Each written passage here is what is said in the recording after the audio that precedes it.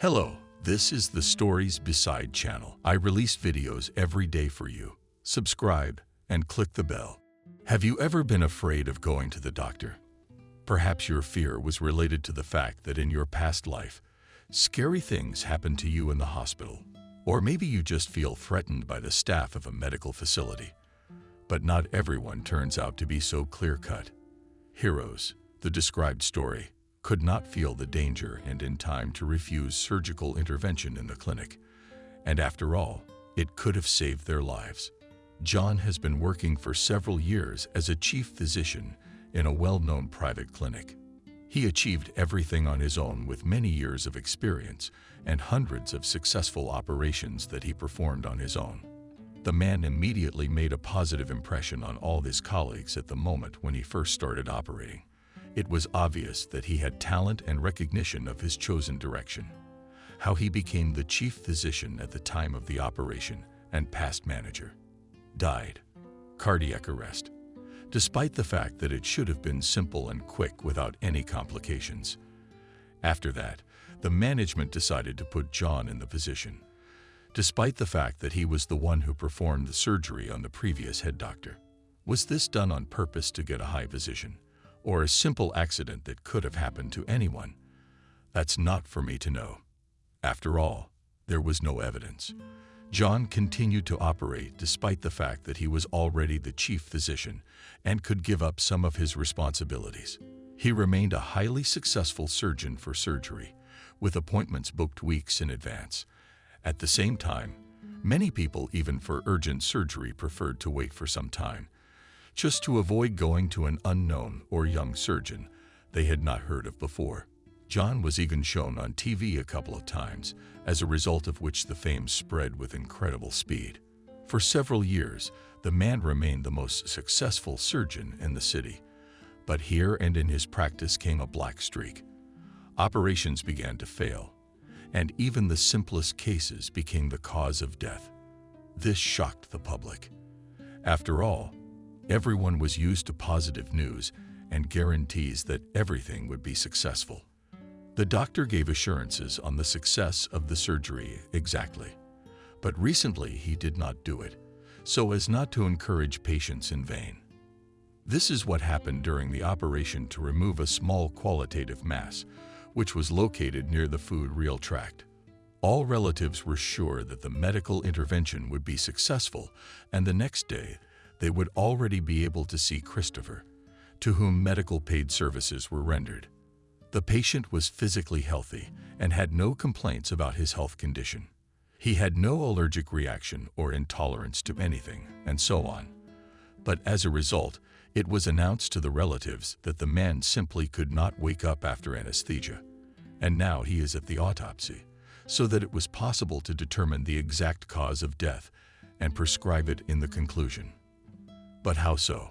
The doctor exclaimed the spouse of the deceased man after receiving not the most pleasant news. You said that the operation was simple, that it would be almost 100% successful, and that you could visit him tomorrow morning. Now you're talking about him not being able to wake up from surgery. How can that be? You're the best surgeon in your field. You've performed so many successful surgeries, and my husband couldn't have a successful operation. The woman was crying, not understanding what exactly could have gone wrong, what could have happened at the moment when Christopher was lying on the operating table, and why he was not allowed to see and say goodbye before they sent him for autopsy. Is that how it's done? Understand me, I cannot know exactly how a patient will react to anesthesia and surgery.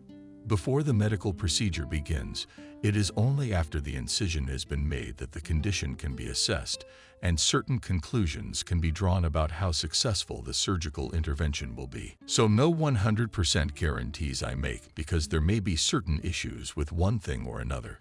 I'm sorry for your loss, but I did everything I could to make the surgery a success.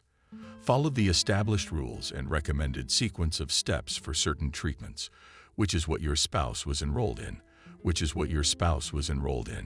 Stay strong. Goodbye.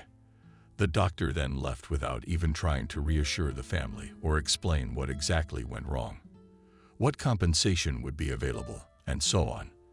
Moreover, he seemed calm and very indifferent to other people's grief, what gave a negative impression of John as a doctor and a professional. My wife continued to cry, not understanding what exactly went wrong, and how it happened that as a result her closest person was no longer around, that she would never hear his tender words or hug him again. After all, she hadn't even had time to say goodbye to him. She didn't have time to tell him how much she loved him and how much she looked forward to seeing him again after the surgery. Because Christopher was sure that everything would go well and therefore flatly refused such conversations. He did not want to even think that something could go wrong, and therefore did not want not to say goodbye, not to talk about the future, which may not be the best. The relatives were given the man's body after the autopsy. In the conclusion, it was written that he died from a surgical reaction to anesthesia, about which the clinic was not warned. In this regard, all charges were dropped, and the doctor was not responsible for the fact that it was he who had a patient die on his shift, and it was he who performed the surgical intervention.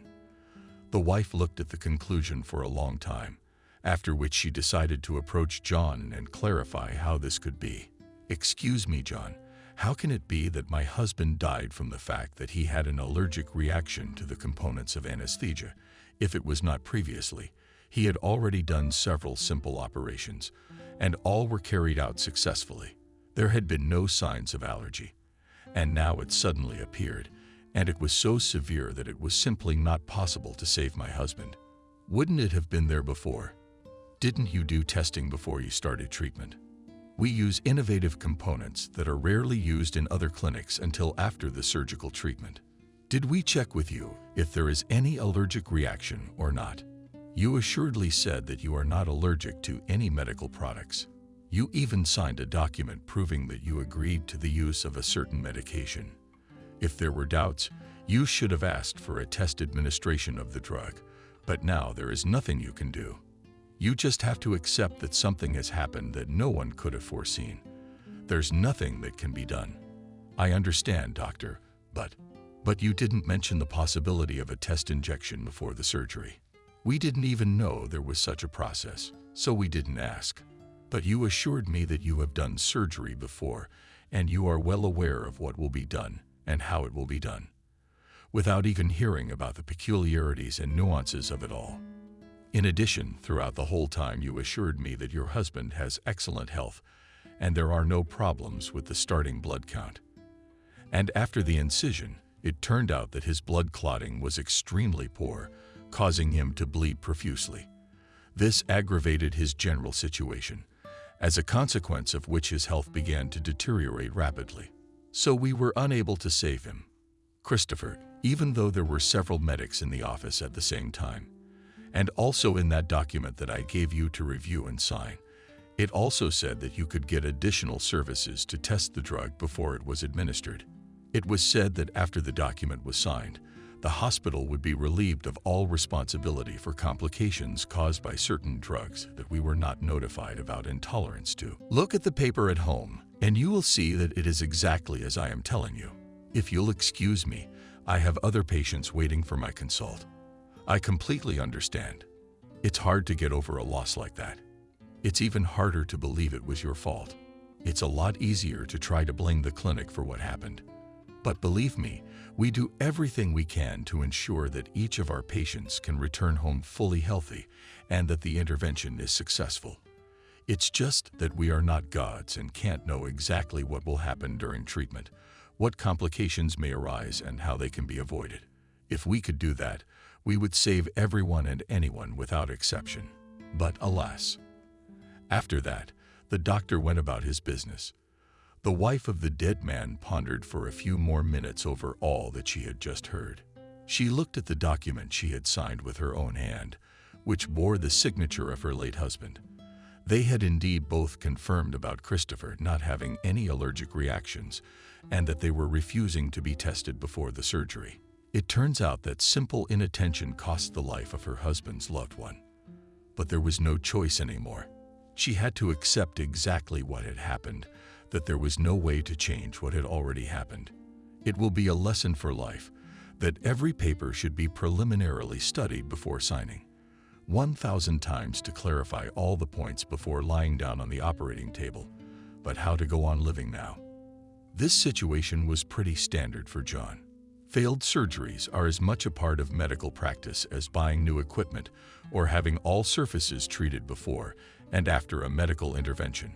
John was often faced with disgruntled relatives, with numerous threats and various not the most pleasant statements about him, and therefore he reacted calmly enough and to a certain extent even coldly to everything that was said to him.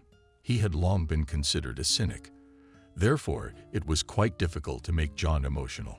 Of course, he empathized with patients, but to let so many different emotions through himself on a regular basis is something impossible.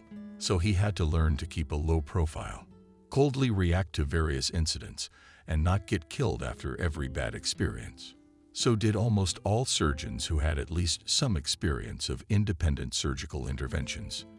For them, the most difficult thing is the first loss of a patient, which they extremely difficult to survive, and often decide to stop practicing after such a thing. But John was not one to give up on his own goals and desires after the first failure. And it was this trait that helped him to become an excellent practicing surgeon who had an excellent reputation and was confident in his own abilities and skills. He took on the most difficult cases, which often ended in the successful recovery of the patient. After a while, many people in the neighborhood began to notice that the once successful surgeon began to make simple mistakes in operations that cost patients their lives. Of course, in almost every situation there were certain arguments and excuses that completely removed all the responsibility of the hospital and transferred it directly to the patient or his relatives, the presence of hidden pathologies and the like. In general, there were so many moments, which, it would seem, should not have been mentioned, that the chief physician of the hospital got away with it every time. Of course, it can be said that all the happened misfortune is just really a case of unforeseen circumstances. But why then do such circumstances occur only on simple cases, when even the most inexperienced doctor can achieve the desired result? Simple unpreparedness of doctors to face an unexpected situation during surgical intervention. The absence of an extra pair of hands to eliminate the open bleeding due to the self-confidence of the chief physician, or just a carefully thought-out plan in which the main victims are those patients who come for a simple operation and are not very wealthy people. After all, they are the ones who turn out to be the easiest victims, and their relatives believe in everything that only the doctor will say in case of a bad experience. Believe what? It's not clear, but what is known is that once or twice a month in the practice of a brilliant doctor, who for many years has not made a single blunder, errors occur, as a result of which very healthy patients die. For a couple of years, such circumstances went largely unnoticed. The relatives of the deceased patients, although they felt badly about what happened, never started any investigations that could lead to any result. They simply clarified all the points with the doctor and constantly cried about their grief, after which they went home and went on with their lives, only without a loved one. But here in John's practice, there was a young patient who came to the reception and consultation completely alone. Stephen did not want to say anything about his relatives, as he did not want them to know about the surgical treatment. He came for a consultation, clarified the cost, and then disappeared for a while. For John, this was not surprising at all. After all, quite often patients could not afford full treatment, even though discounts were made for some categories of citizens. Simply, the services of the hospital were quite expensive against the background of other offers on the market, since it had an excellent reputation and used innovative equipment on a full scale, predominantly those who wanted to carry out complex treatment, which was scary to perform in other places due to the lack of equipment of the latest series. But there were also those who simply wanted treatment from a renowned doctor. Despite the fact that in recent years John regularly had failures in performing operations, he was still considered one of the most successful doctors in the city. The lines didn't get any shorter, and after the clinic gave news about the purchase of new equipment, the influx of potential patients became even greater. But what was wrong? The number of unsuccessful operations did not become less after that. In fact, they became even more frequent. Now, twice a month at least, John had to report that the patient had not woken up after treatment, that he had not survived the intervention, and would not be able to return home safely. At that point, John had already stopped thinking. He had decided that the man would not be able to afford the treatment due to the high cost. The patient returned unexpectedly, determined to have the treatment done by the head doctor. He needed a simple bowel operation. The nurse suggested that he should make an appointment with another surgeon or even go to another clinic where the prices would be more reasonable. But Stephen flatly refused such offers. He wanted to be treated only by a specific doctor who could best understand his situation and treat him with minimal harm to his health. Stephen was directed to consult directly with the chief physician, who would operate on him if everything was agreed upon. John was extremely surprised to see the man who refused treatment after hearing the price. He said hello, and then rather arrogantly and even impudently asked, "Do you have the opportunity to pay the full cost of the operation? We don't make any discounts for your group of society, and we don't provide installments, so we can't help you in case you don't have a certain part of money or don't have it at all. I was sure we would never see each other again, but you managed to surprise me about that." Stephen looked carefully at the chief physician and then spoke without long conversations. "I will need to have the surgical treatment as soon as possible. I will have the full amount. I will be able to pay for your service without any problems. But before lying down for the operation, I would like to clarify all the points that are directly related to my treatment and recovery after the operation. How long will it take to recover, and how long before I can return to work? What are the things I should pay special attention to during my preparation? And what are the chances of any problems during the operation? I will be able to operate on you on a first-come, first-served basis at the reception desk. You will be given a leaflet with all the details you may need to know, and just before you start the operation. I will also tell you about what will be performed and how long it will take to recover, and so on, until I have a full list of tests. I cannot tell you any of these things, so you will have to wait a little longer to get the most complete information. You can take the tests in our clinic for a fee, or you can bring the finished results so that we can assess the risks and competently build a plan for the intervention. Ask the nurse to bring the price so you can look at it." "No, thank you. I'll take the tests at another clinic. I'll just bring you the results. After that, you can tell me what the risks will be."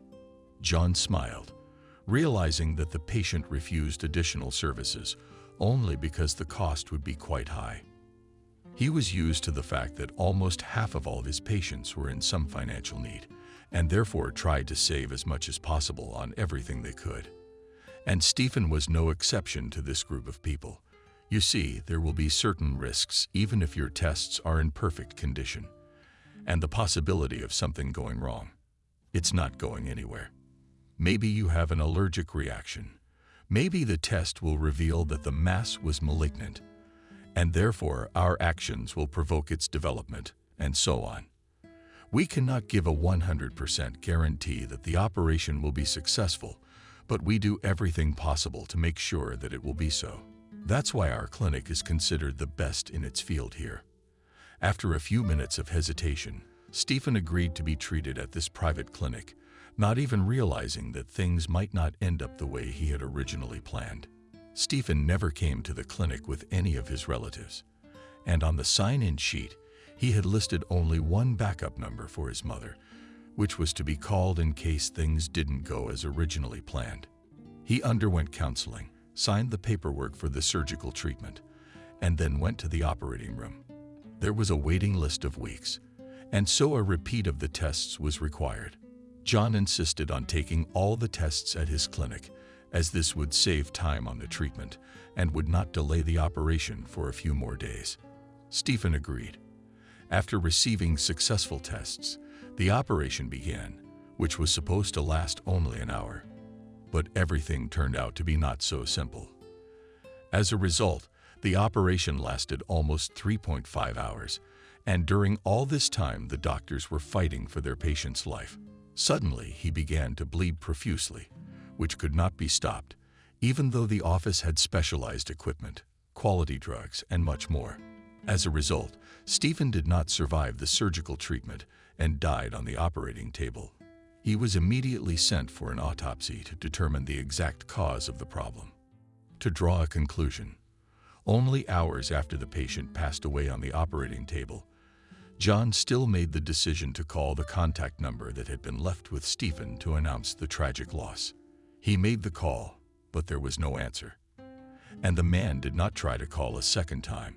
He simply went about his other business, completely forgetting that it was his responsibility to call the relatives back a couple of hours later or after normal working hours. Stephen has been in the hospital morgue for a couple days now. According to the rules, if no one comes to pick up the body for a couple weeks, they just make up the body.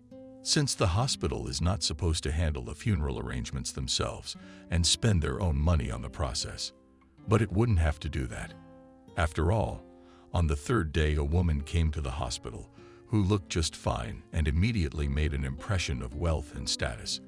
It was the chief physician who first approached her to clarify all her wishes. But what he heard made him really tense. "I'm sorry, my son had an operation here, and he hasn't been in touch with me for several days.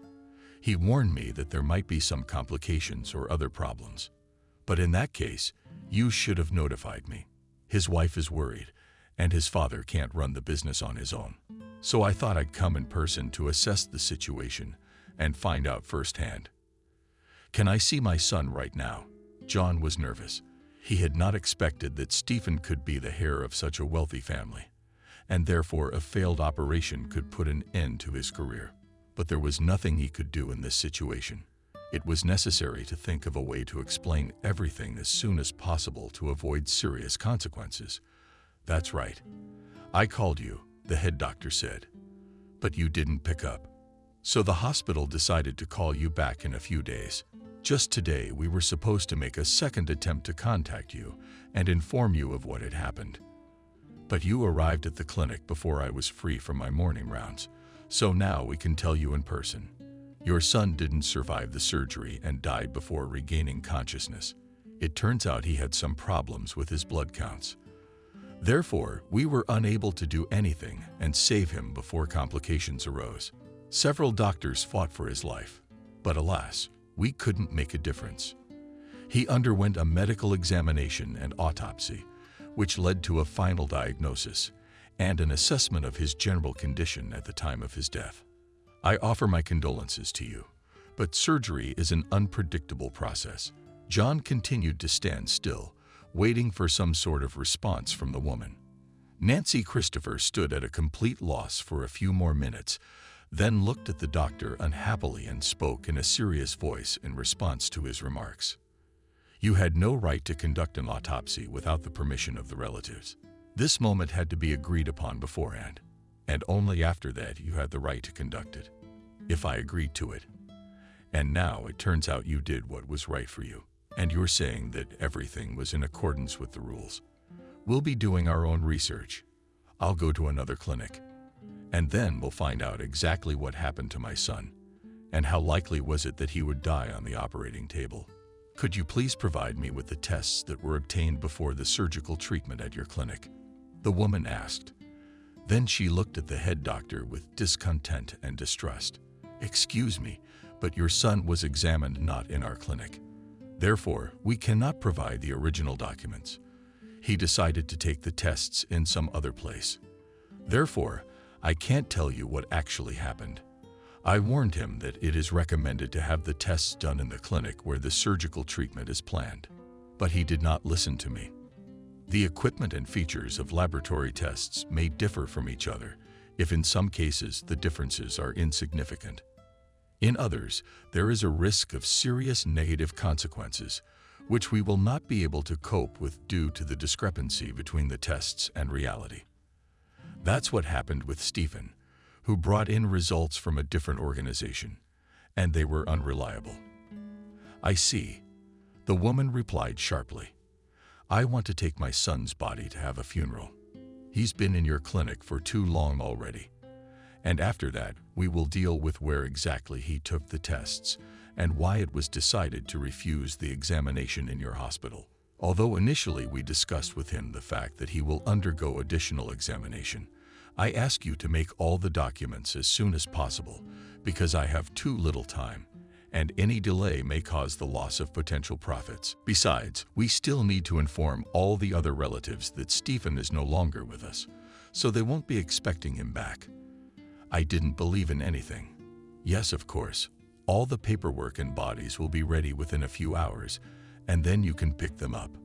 I would like to warn you that the bodies will be heavily refrigerated in the form of coating with a specialized solution that stops the decomposition processes for a while.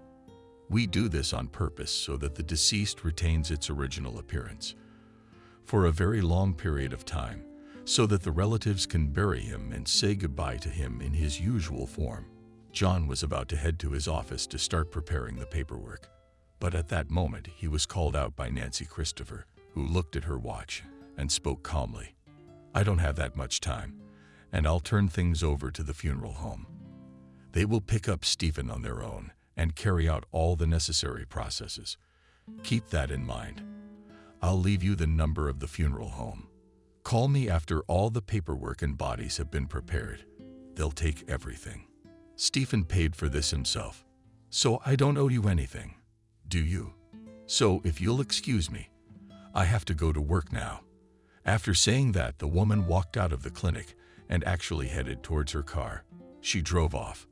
John was able to relax a little, realizing that the funeral ceremony would be arranged immediately, as a consequence of which no one would discover anything, which meant that no one would discover anything in time. It is very likely that the relatives of the deceased man will not even conduct any investigations or research, given that even his own mother refused to take her son and put everything in the hands of professionals.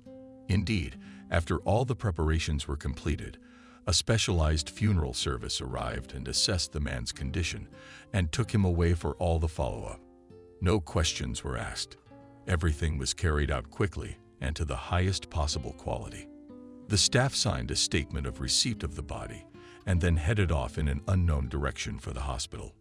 The next few days passed in tension and heavy waiting. Every call, John investigated as a potential threat, as the last call he would ever hear in his life. He was sure that all his machinations would be exposed, that he would go to jail for a long time and pay out simply unbelievable sums to everyone who had just been hurt by his knife. But nothing happened. So a week passed and a second week began, and at that moment, the man felt much calmer. He realized that his former patient had already been buried, that now no examination could be carried out, so he felt a little calmer. But now it was necessary to do everything possible to ward off all suspicion and restore the reputation that had suffered after the news of the death of an important patient on the surgeon's table. But if he had only known that Stephen would turn out to be a difficult man, who had no rich relatives or any connections, that he would be an important patient who had decided to trust him, he would have made sure to conduct everything so that the operation would be successful and end in the best possible way. But now nothing could be changed. It remains only to wait for the denouement and follow all the news that will only appear around the clinic and directly the chief doctor, who is a practicing surgeon. Of course, Nancy Christopher was not going to leave everything as it is.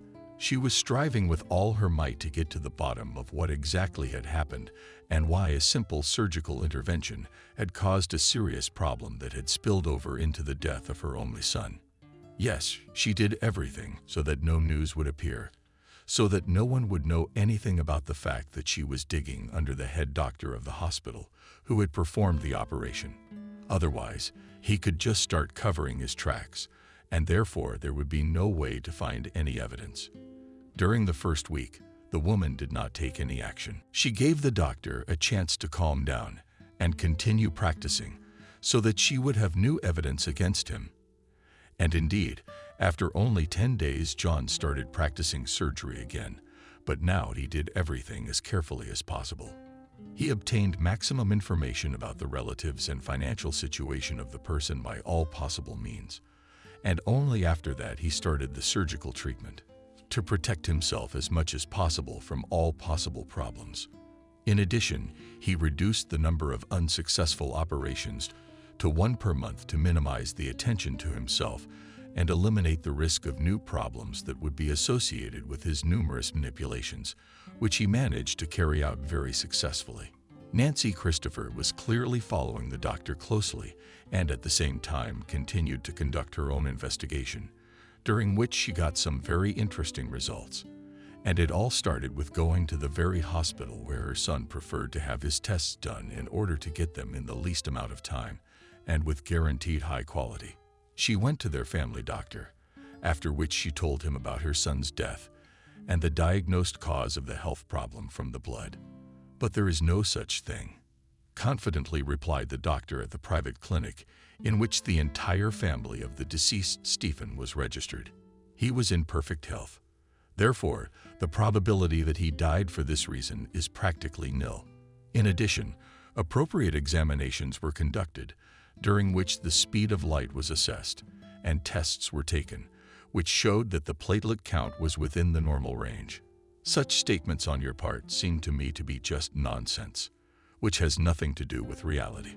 The doctor shrugged, then added, "If you want, I can find the results of the tests and examinations that your son underwent before going to the operation, so you can see for yourself that everything went more than normal, and therefore the possibility of serious problems was simply excluded. Now give me just a few minutes. I'm going to go through the archives."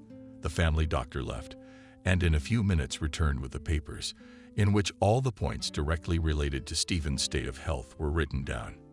He held them out to Nancy. "Take a look for yourself." Stephen was in excellent health and had been able to survive the operation with flying colors. He had no problems with his blood clotting rate. He didn't experience any pathological abnormalities, and throughout the time treated at our clinic, I noted no significant negative changes in his well-being. He should have had a simple surgery that a surgeon could have performed. So I don't understand what exactly the problem is and how it could have ended up like this.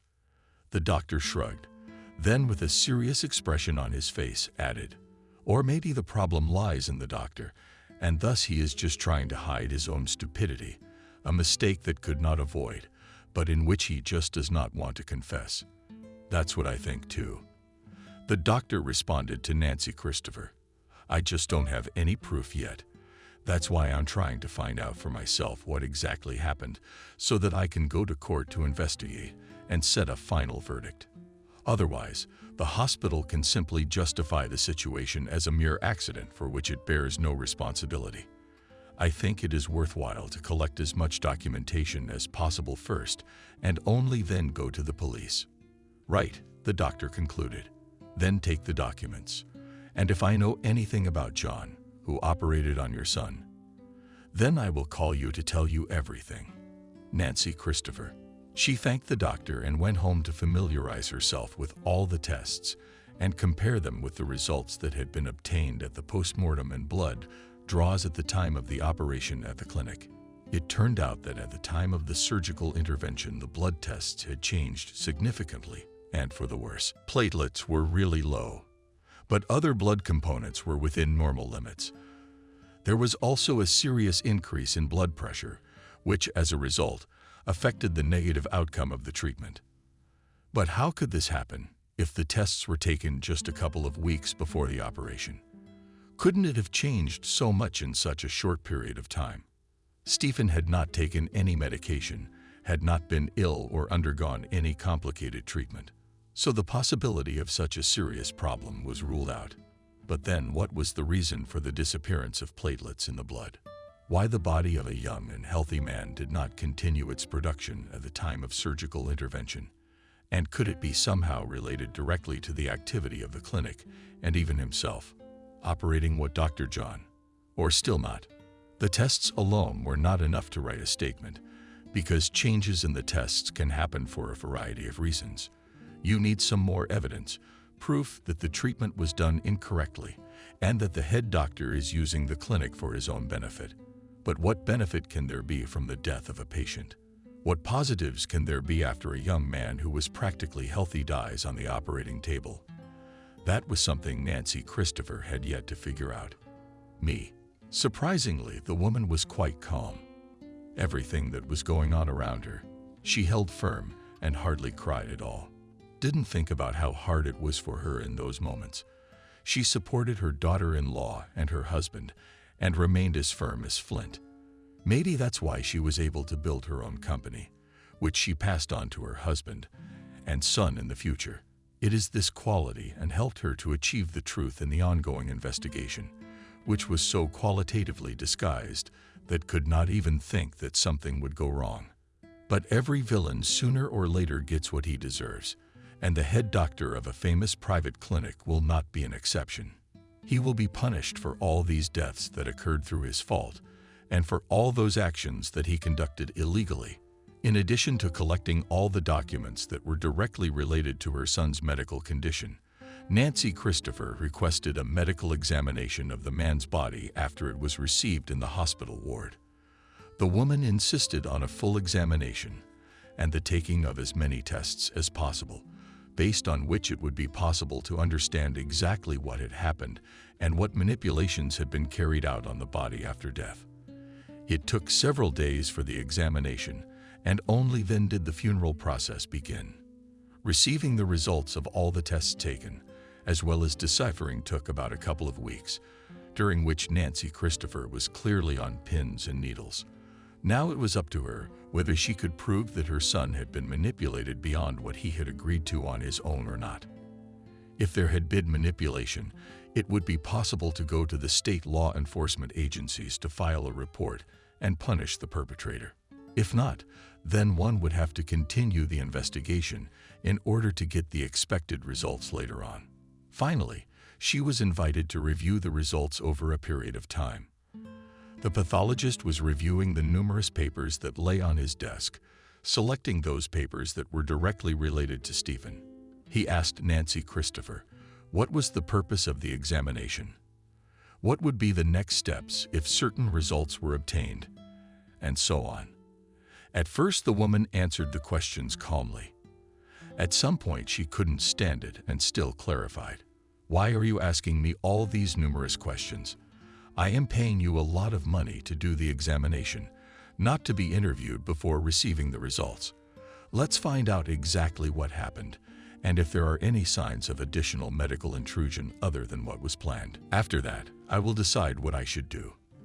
The man put the documents aside and then spoke in a serious voice. I'm not asking for more information because I have nothing to do, but because it's in my regulations. I am obliged to ask what exactly you plan to do after receiving the results, if they turn out to be this or that, so that you do not do anything to yourself. Do you have some kind of mental illness? So after I give you the information, you'll do something to yourself, and I could be held to some not so pleasant accountability. Nancy sighed heavily and continued to answer the man's numerous questions, realizing that there was no other way to get away from him. And only after about 20 minutes of not the most pleasant conversation, the pathologist began to voice all those results, which were written on numerous papers. Everything was so incomprehensible and confusing that at first Nancy did not understand anything at all and just listened silently. And only after the doctor finished telling about all the results that had been announced earlier, she decided to ask what was going on at all. I'm sorry, I don't understand. Was there some sort of invasion as a result, beyond what had been communicated prior to the surgery? Did the hospital do anything else? Or was the death really only due to the fact that during the operation the results of the tests were unreliable, as a result of which Stephen could not survive the loss of a large amount of blood?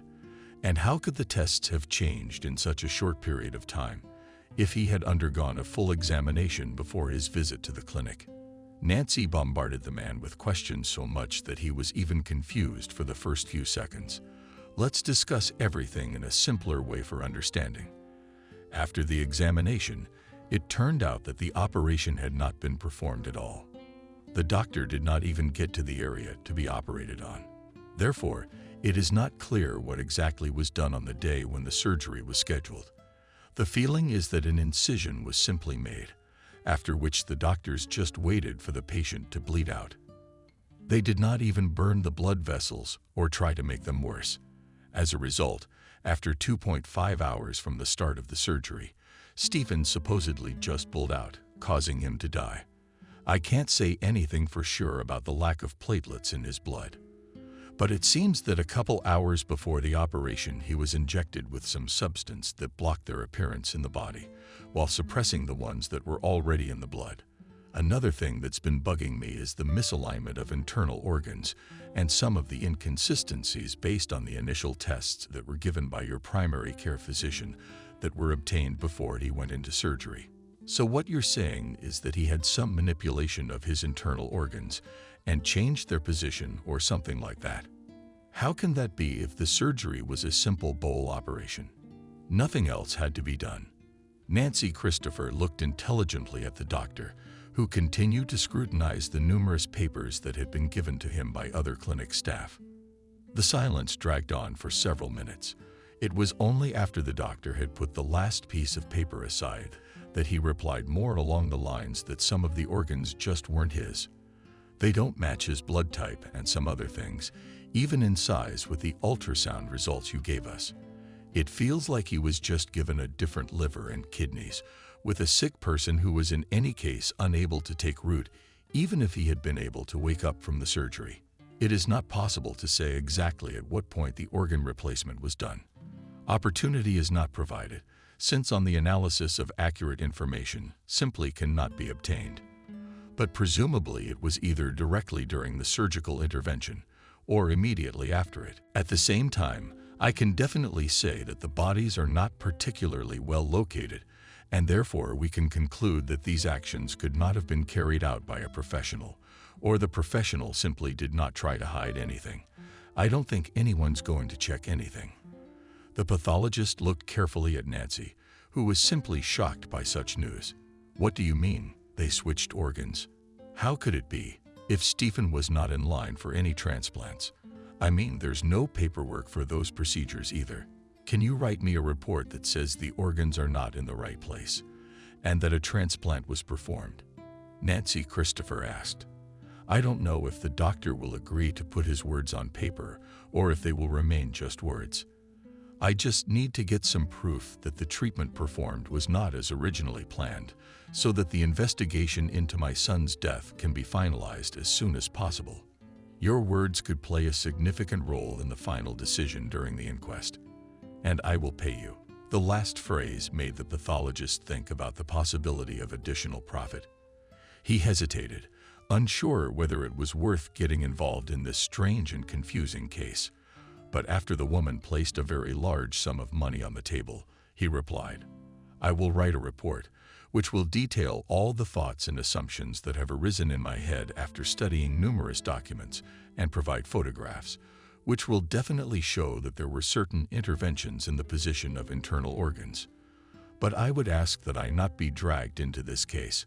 I can testify once or twice, but on a permanent basis, I do not want to take part in solving an illegal situation. If you're comfortable with that option, then I can draw up a document.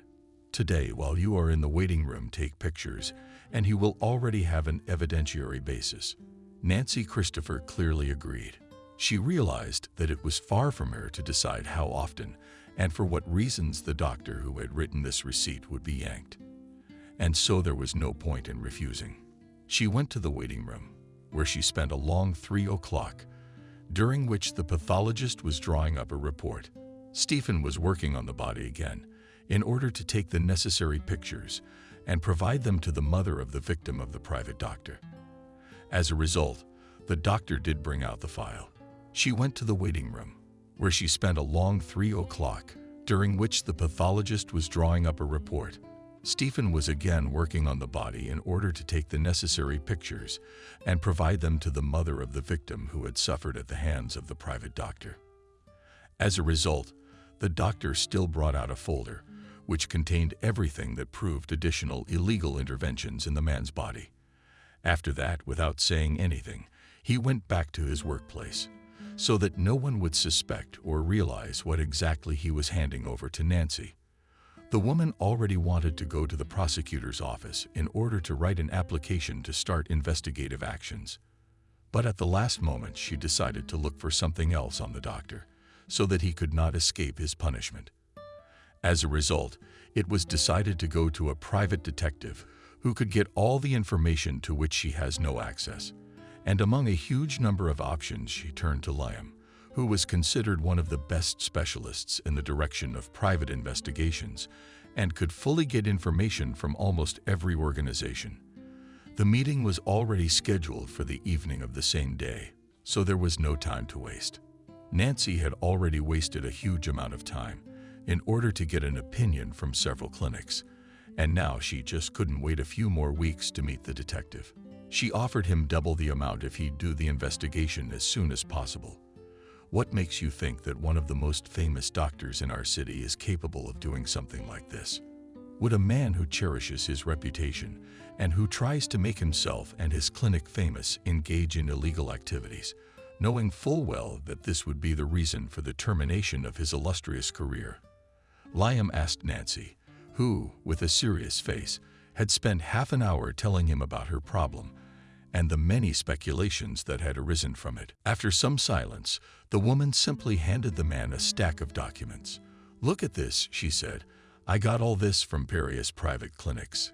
There is everything from what my son had been sick for the last years to the conclusion of the doctor who, on my order, conducted repeated autopsies. I think you'll find it all makes sense if you read all the documents carefully.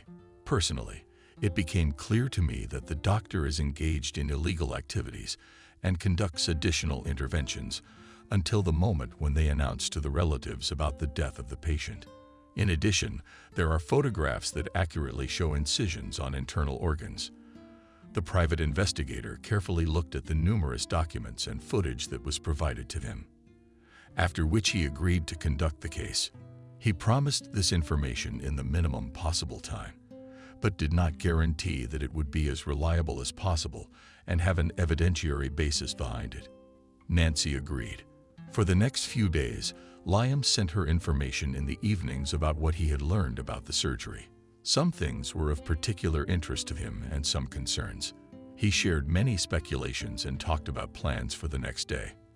On the whole, there was nothing of interest, but exactly until the moment when Liam collected and systematized all the information about John's patients. The conclusions turned out to be simply shocking. The detective invited the woman to meet in order to discuss those points that caused certain questions and misunderstandings for him.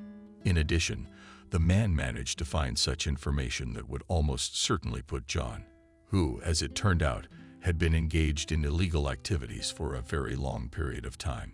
The evidence was sufficient to put the man away and to cover up the operation of the entire clinic that covered up his many violations of the law. It was evident at the meeting that the detective was greatly disturbed by the information he had been able to obtain. In some ways, he was even nervous, despite the fact that he had previously taken on more bizarre and confusing cases. Most likely John is in the business of selling organs on the black market.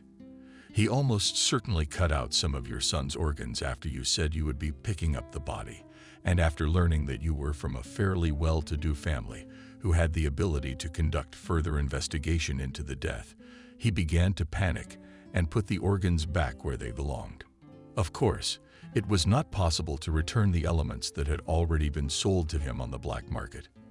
Therefore, it was decided to simply transplant someone else's organs, hoping that this fact will not be revealed in any way.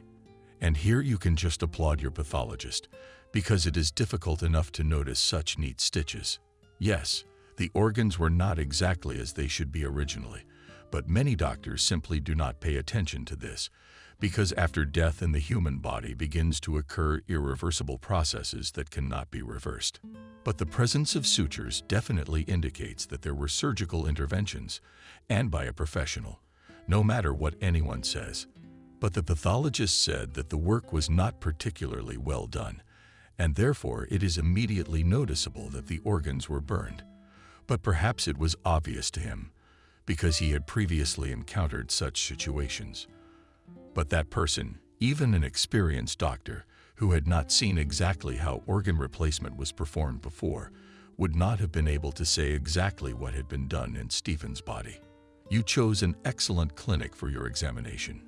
If you had gone to a different organization, chances are you would have been told nothing, or they would have said that your son really just died of blood loss, because that's what the signs look like. And the body was covered with a specialized solution, not so that your son would be preserved until some relatives showed up. It was so that no outward signs of an organ transplant could be seen. That is why the fact that everything was done for your benefit is so doubtful. It is almost certain that all actions were carried out only to conceal the illegal actions of the clinic staff and also to minimize all suspicions. But as you can see, still found that person who decided to get to the truth. And now the punishment cannot escape the clinic. But has no one ever wondered before about the reason why their loved one died during a simple operation? Surprised? Asked Nancy Christopher. Or haven't there been cases before where the simplest surgery ended up in the clinic in this way? That's the thing, it's not the first time. But no one has ever sought help before because people just haven't had the opportunity to do it. Predominantly lethal outcome was on those operations where there were people who were not particularly wealthy families and whose relatives simply could not afford such an investigation, as it required huge financial investments. That is why many still decided to simply mourn the deceased and bury him in accordance with all traditions. After that, just move on with their lives. I don't have to tell you what a huge financial outlay this whole investigation requires. Liam shrugged, then added, I just can't understand one thing. If all these actions were carried out exclusively with people from poor families, how come Stephen, who was a fairly well-to-do young man, was targeted? This moment does not connect at all with everything that is going on in my head. Also, I don't quite understand why you were not notified of your son's death immediately if your details were left at the hospital as contact information. I think it's because the hospital just didn't know who Stephen was. That's all. He took his father's name, and the company is still registered under my maiden name. That's why a lot of people didn't know anything about my son in this town. He never wrote about his job in the documents and never mentioned his rich parents, so no one in the hospital could even think that he could be a very wealthy young man. And certainly the doctor didn't think that after the death of the guy someone would deal with questions about his death and the investigation of the whole situation. Nancy Christopher said, and then confidently added, John just didn't expect such a development. That's why he did the same thing he did with ordinary people. And now he will get what he deserves. How many people have suffered at his hands? There's no such information anywhere.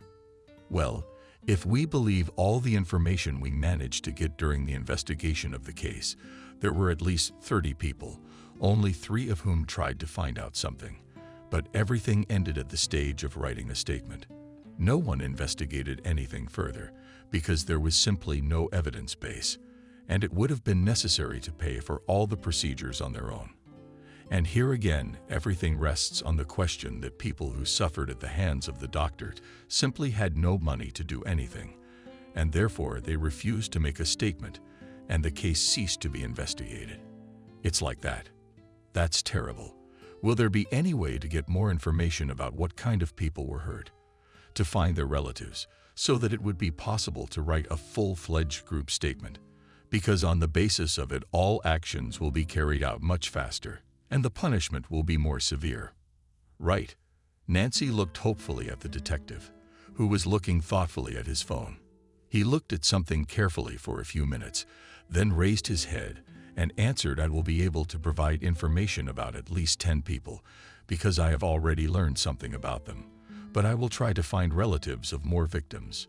Maybe someone from the hospital will agree to sell me the information, and then we'll have a complete list of all the victims. That's it. Liam will continue to investigate. Nancy Christopher, I was just waiting for results that would put a man away for sure, and for a long time. There had been no news for several days, and Nancy wanted to dial the detective herself to get all the information about the state of affairs. But suddenly her phone rang just as she picked it up. But it wasn't the detective calling, it was the family's doctor. Hello. Still puzzled, Nancy asked, is something wrong? No one in the family was sick, so the call was a complete surprise. Nancy Christopher clearly no longer remembered that she had asked to call the moment there was any news or details about what John was doing and whether it was possible to get any evidence or proof of his illegal activities. She no longer remembered that conversation. After all, she was sure that everything was going as quietly and discreetly as possible, and their family doctor doesn't have to become a detective to investigate and look for any information. "Hello, Nancy. You asked me to call you if I had any important information about the doctor.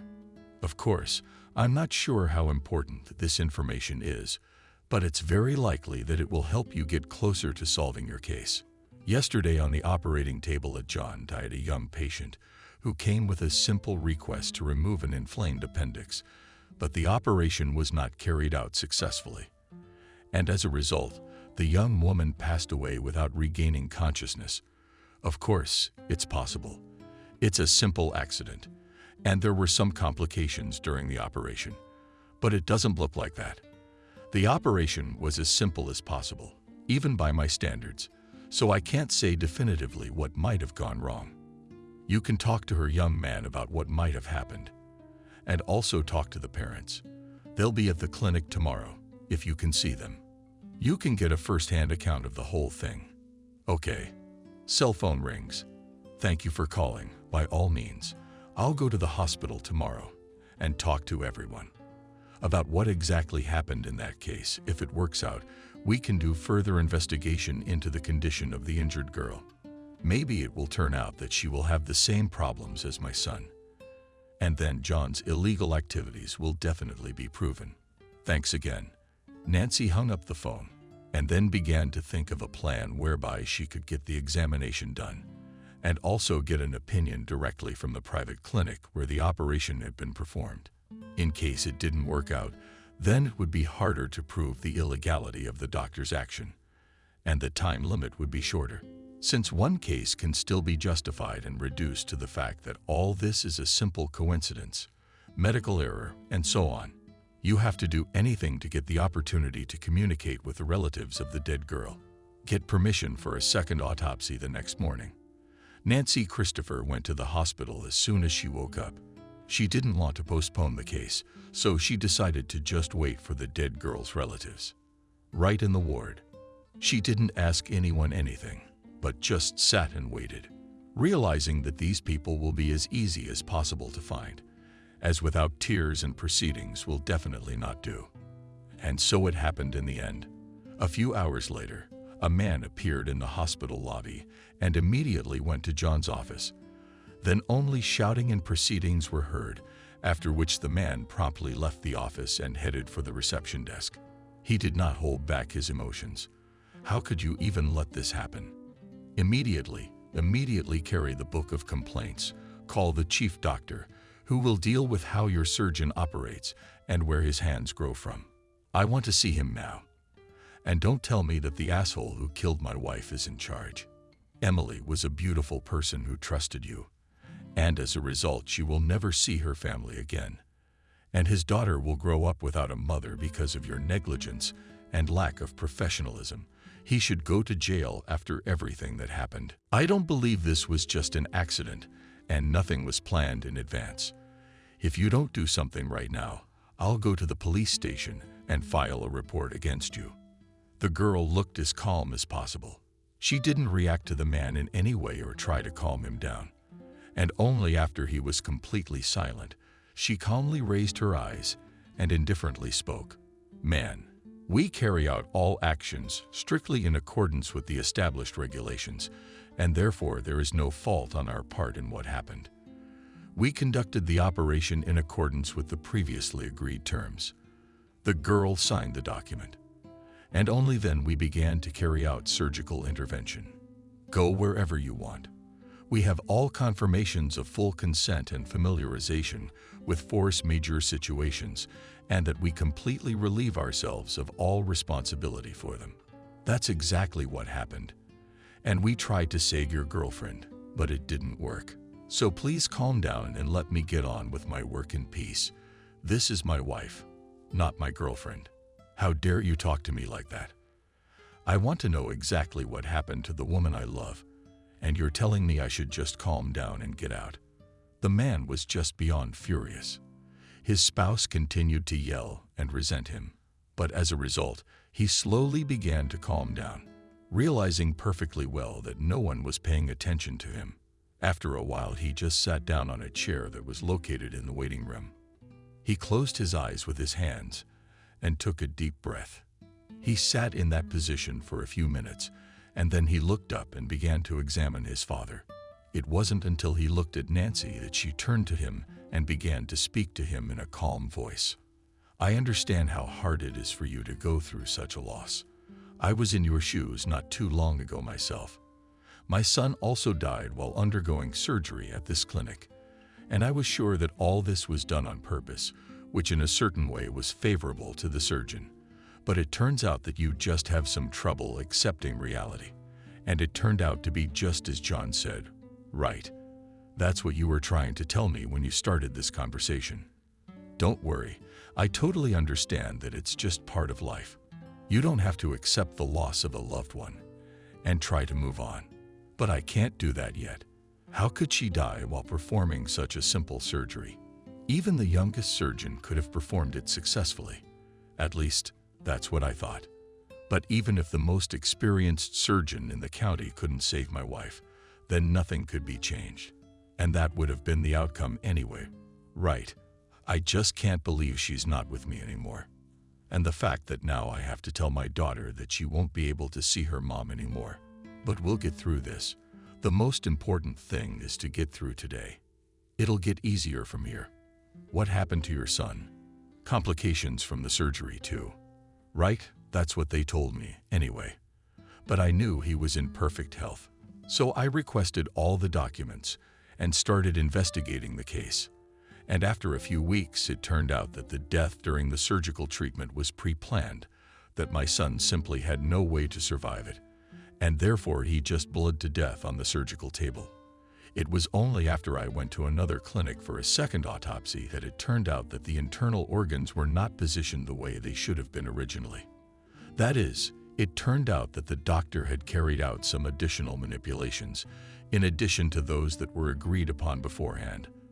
Those that were spelled out in the document that my son signed when he was admitted to the hospital. What are you talking about? How can it be that the surgery wasn't done as originally planned? This is the best clinic in the city. It has a great reputation. John has a great reputation, and so does the clinic. Years of experience in appeals. That's true. But those facts don't mean he can't engage in illegal activity.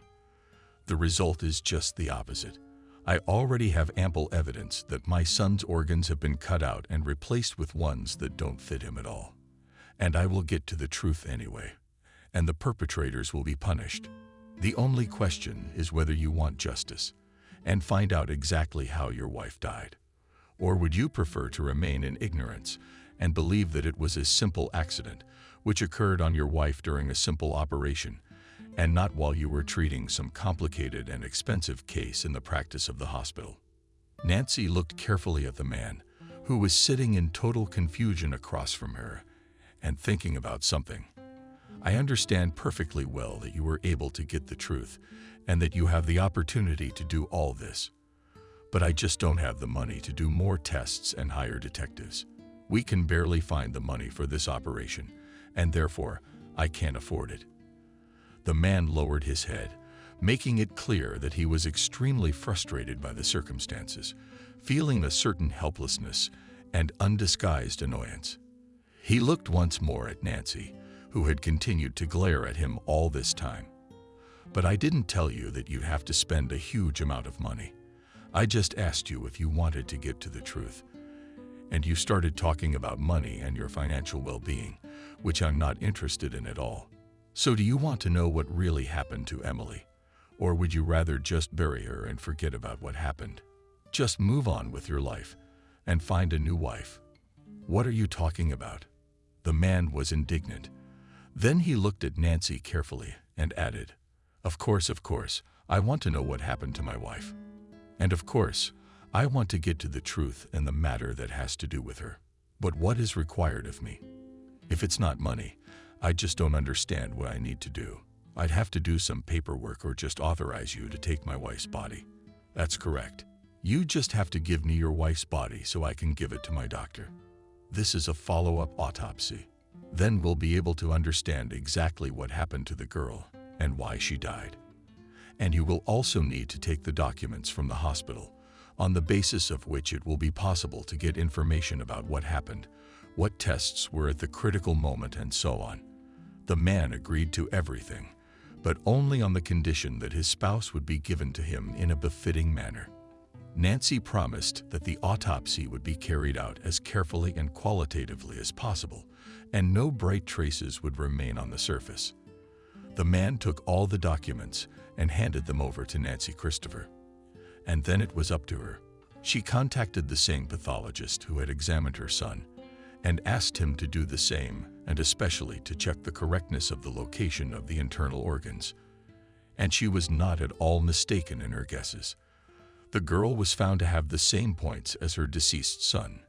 Except that no one had installed other organs, she was simply left without them.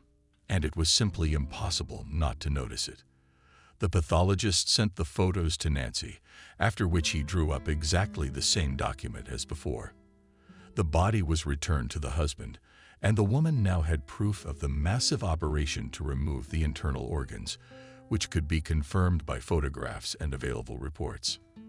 In fact, there was nothing to indicate that there were any problems with the internal organs from the external signs, because in the private clinic all the bodies were covered with a specialized solution that kept the body in perfect condition, and even a few days after the transplant was performed.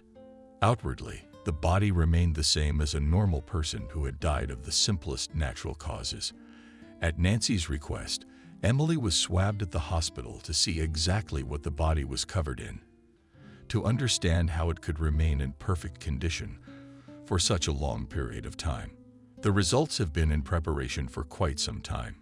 Nancy Christopher got a list of all the victims in the hospital that she could find out anything about from what the hospital and staff knew about. There were over 20 of them, and all of them had the addresses and contact numbers of relatives listed at the hospital. This should have been enough to contact all of them and try to make a collective statement. It did. Nancy Christopher, Anna, immediately after receiving the list, started contacting all the relatives and asking them to draw up a paper detailing all the points relevant to what exactly had happened to their loved one. Some refused, but most still agreed to the woman's request. A few days later, Nancy Christopher again collected almost 20 different statements, in which were spelled out all the moments that confused relatives and became the cause of certain misunderstandings. Many of them even attached documents and statements from the hospital, on the basis of which it could be understood that the situations of accident and loss of a large amount of blood were very similar to each other. It all looked as suspicious as possible, and in any case it should have raised certain questions for the investigator, the answers to which could only be obtained by questioning the surgeon, on whose shift all this had taken place. That was the calculation. The sheer number of documents that were simultaneously filed by Nancy and Christopher in the police station raised a huge number of questions and misunderstandings that could only be resolved in one way: inspecting the doctor's office and checking his credentials, interviewing him, and going through all the information from his phone and computer. This is where the cases that were previously filed were brought up, and they were also added to a folder with numerous applications for John. A search and seizure authorization was obtained in minimal time. The law enforcement officers then proceeded directly to the clinic. They proceeded without any warning, as they were supposed to. That is why there was panic in the hospital. The girl at the reception desk immediately reported the presence of law enforcement officers in the John Clinic department. The man panicked, completely unaware of what exactly to do to minimize the likelihood of any problems. He threw the phone out the window, and it just happened to be in the dumpster. And right after he closed the window, he was arrested and began an active search, during which they found nothing but numerous documents that were in all the desk drawers and on the shelves. The only thing that confused the law enforcers was that almost all the files with deceased patients were kept separate from the main ones.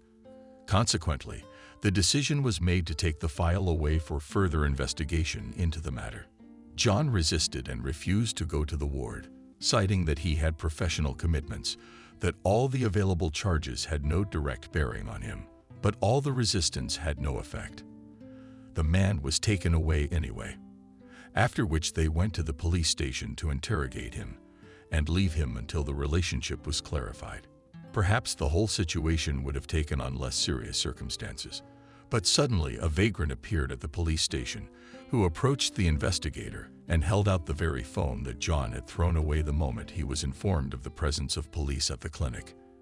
After seeing the phone, the head doctor of the hospital realized that there was no point in continuing to resist and trying to justify himself. After all, he realized that all the information was about to come from his gadget. He just sat silently on the bench and was completely silent. "Excuse me, but what kind of phone didn't they bring you?" asked the investigator. "To twirl it in my hands. We don't search for cell phone owners. If you want, you can just leave it with us. And if there is any report, we will definitely give the device directly to its owner. Is that okay with you? Or did you want something from me?" "No, let me tell you exactly what's going on." I saw the head doctor of the hospital throw away his phone in a very strange and unexpected way, despite the fact that this device is quite expensive. At first, to be honest, I just wanted to sell it to get some money for food and other things. But after seeing the numerous video galleries, I decided that this device will be of more use to you. There you will find something that will help you understand who the attending physician really is and what he does to his patients. He glanced at the phone, then said goodbye, and simply walked away. The man did not leave any information about himself and did not ask for anything. The investigator went to his office and started going through the many files that were on the mobile device.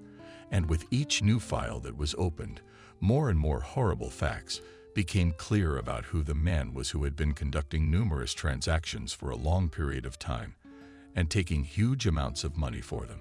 What was on the video? In the first footage, there were some sort of medications that, as the doctor himself said, when examined, helped lower platelet counts to such low levels that in some patients they didn't even track in blood tests. In the video, John was addressing some friend of his who was advised to use this particular remedy in order to simulate death during surgeries from blood loss. Everything was described so colorfully and in such detail that even the investigator, who in his life has seen a huge number of horrors, twitched, each time opening new footage. And if the first videos were just detailed descriptions, the later ones already had John's dead patients.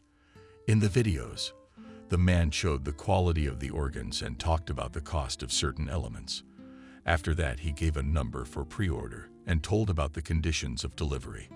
There were a huge number of such videos, and therefore it was immediately clear that all the information that Nancy Christopher was telling about turned out to be true. She did not lie, did not support any documents and photos. She really believed in all the things she was talking about, and was certain that her son's organs had been cut out. And here she is a video of Stephen talking about his organs and what is planned to be excised and sold in the near future. It was also clarified that there is limited time to book the organs as the surgery took place a few hours ago, and therefore the transplant needs to be done in the minimum time to eliminate the risk of organ rejection. All these clips were direct evidence of the man's guilt and black surgery, which apparently had a huge customer base. And there were those who bought organs on a regular basis, knowing full well that they belonged to people who did not consent to the removal and sale. The investigator spent several hours commenting on everything he had seen in the videos. He then created a copy of all the files from the mobile device and put them in his personal files. He spent another few hours organizing the entire stack of statements that brought Nancy Christopher obviously from people who had suffered at the hands of the surgeon. It was only after that that he came out to John to speak to him. The man sat completely, calmly, saying nothing and asking for nothing. "But that you will write a sincere confession?" asked the investigator. "Of course, I don't believe it will help you in any way, but in such a case, maybe at least partially your conscience will be cleared of all that you have done in the meantime. Besides, this kind of thing would go a lot faster. I wouldn't want to drag this out for months. Oh, and I'm sure you don't want to see all those many people, relatives you killed so brutally for your own gain." John sat completely silent for a few minutes, obviously pondering the investigator's suggestion. After which he spoke in a whisper. "Listen, maybe we can make some kind of arrangement. I have a huge amount of money. I can fulfill any of your wishes, and you just let me out. I guarantee you there won't be any more situations like this with operations. I'll be done with this whole thing if I get out. I'll give you any car you want. We'll go to the dealership right now. You can have any car you want, and I won't ask you anything more for it. Or not. You want an apartment. Everybody wants an apartment. You'll have one in the center of the city with a great renovation, and they'll give you money to buy what your apartment lacks. Anything you want, you can have, but don't put me in jail. I'm a successful surgeon. What happens to my reputation and my clinic after I get out? I won't be able to operate and save lives anymore. Imagine how many people need me. How many of them have an appointment with me? But you can't imagine the next few months. They can't go on living without surgery at the clinic. You want me to tell you how you're gonna keep operating, right? I'm not, because it's highly unlikely you'll leave the prison alive. You'll probably get a life sentence that you can't get out of, so you'll have to enjoy yourself behind bars. And as for your hospital, it's not gonna be a good one. If it turns out any of the staff were covering up for you, they'll be sitting right next to you. And I'm sure most of them did. I mean, you threw your phone away before you saw us. As a result, the clinic will simply close because it won't be able to withstand the huge amount of scrutiny and negative reputation. It won't be able to recover either. So don't worry. You're not the only one who will be punished for everything you've done. And about that suggestion about granting my wish, it's a very interesting option. I've already thought of it. Anything you say, I'll do it. I just want to avoid a future like you're describing. I don't want to spend the rest of my life enjoying a prison vacation. That's not really an option for me. I'll do anything. What do you want?" John had some hope in his eyes that he might actually be released now. How many things nowadays can be solved with money without much trouble to get a huge number of opportunities and even get out of jail before even getting into it? But suddenly he heard a completely different answer than he had hoped for. "I want you to sit for a long time, and in a high-security cell, so that you will no longer walk the streets of this city and conduct any operations. But what will it take to fulfill such a wish, or how? And exactly I will be able to realize my wish completely, independently, without your direct participation in this matter. That's exactly what I will do. There's no way you can escape liability and attempted bribery. I'll also put it in the application so that the court will consider all the points. By the way, there was a camera here, so there's no way you can justify anything. So start getting used to the fact that soon you will go on indefinite and free vacation, in which you will spend many years of your life. Is there really no way to negotiate with you?" John exclaimed, approaching the bars. "Everybody needs money in this life, and I'm sure you don't earn enough to need anything. I can't believe the civil service has stopped taking bribes. That's a load of crap." John said it as loudly as possible to attract the investigator, who was on his way to his office. Indeed, a lot of people do take bribes, and I don't rule out the possibility that some even agree to bail out for a while. And perhaps I would have been kind and favorable to you. But after seeing my own sister on one of the commercials, who was also sold out, that's something, then all your chances of negotiating are over. So I advise you to sit silently in the cell, so you don't say anything unnecessary and complicate your life. And for shouting, I can transfer you to solitary confinement or call a medic to give you sleeping pills." After these words, John was completely silent, sat down on the bench, and simply waited for the final verdict, which would allow him to know exactly what would happen to him in the near future. The investigator allowed those relatives to come to the ward who wanted to look into the eyes of the surgeon who deliberately killed their loved one, to talk to him, to ask why, and for what exactly their loved one was killed. The head doctor of the hospital preferred not to react to the visitors and not to react to everything they said. It was much easier for him to keep silent than to enter into a conversation and start arguing, proving something and clarifying some points with relatives of dead patients. He understood perfectly well that he would not be able to justify himself or get away with it. Therefore, the easiest way to end the conversation and proceedings as soon as possible. It is simply not to react to them. A few days later, the long-awaited trial took place, where all the points that were directly related to the case of John were considered. He was sentenced to life in prison, with no right of appeal, despite the fact that his family had hired an excellent lawyer. He had no impact on the case and failed to provide improved accommodations for the man. This was not at all surprising given how many things, illegal and wrongful things, he had done in recent years. After John was jailed, numerous inspections of the clinic began, the main task of which was to find accomplices to the crime who would also be charged. Many employees were found who covered up the criminal activities and even received a certain percentage for the organs sold. But some employees of the clinic really did not know that within its walls black surgery was being performed, which has successfully flourished in recent years. The clinic was ordered to pay millions of dollars in compensation to all those who suffered under John's actions. As a result, the clinic closed not so much because it was categorically understaffed, but because it simply went bankrupt from the numerous payments that had to be made to everyone who had just suffered from everything that had happened. The clinic closed down, but not the most pleasant gossip and news about her went on for many more long years. People became wary of new private clinics and were careful to choose new doctors, so as not to get into the situation that happened earlier with John Grigorievich. Nancy Christopher got justice and was able to reach the logical denouement of everything that happened. She was able to get to the bottom of it and get financial compensation. And if she didn't need it, the other victims needed the money. That's how it happens in life, that public heroes turn out to be the most terrible people who behind the backs of the public lead such a dark life that it's scary to even imagine. Well, good always triumphs over evil. And so John received a well-deserved punishment, which he will now serve for the rest of his life. Subscribe and click the bell. Betty was embroidering a painting. It came out quite beautifully. A warm summer landscape, a quiet lake, birch trees, green grass, all illustrating the real nature. The woman looked out the window, and there was exactly the same picture. That is why Betty decided to embroider this particular picture.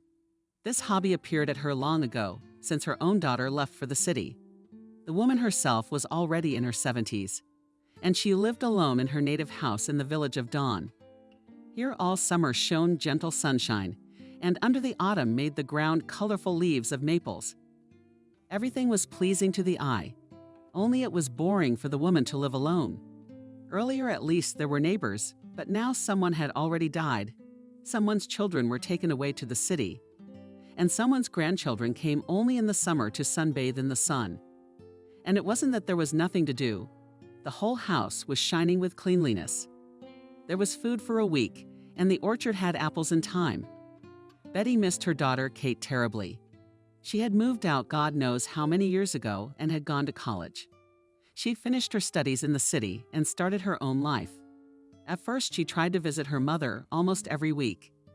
Then these periods were reduced to a month, to a year, and then the daughter stopped visiting her mother altogether.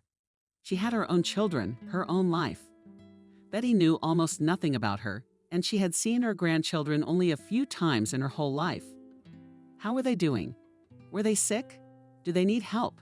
These were the questions Betty asked herself every time she went to bed. But there was no word from Kate. It was July again. Summer was in full swing, and many of the neighbors and their children were here on vacation. Who wouldn't come to the countryside in this weather? The lake is right outside the window. Kate was the only one who didn't take her children here. Betty invited her daughter and granddaughter many times, but they refused because they had a lot to do, or they were on vacation elsewhere. The eldest grandson had been to the cottage only once, when he was 2 years old. Betty has not seen him once since then. And Maria, the youngest, not even once. She's 1 year old now. What do they do? What are their personalities? These questions remain unanswered. But Betty, don't despair. During the summer, she had someone to talk to from the younger generation. A wonderful family with a child lived next door.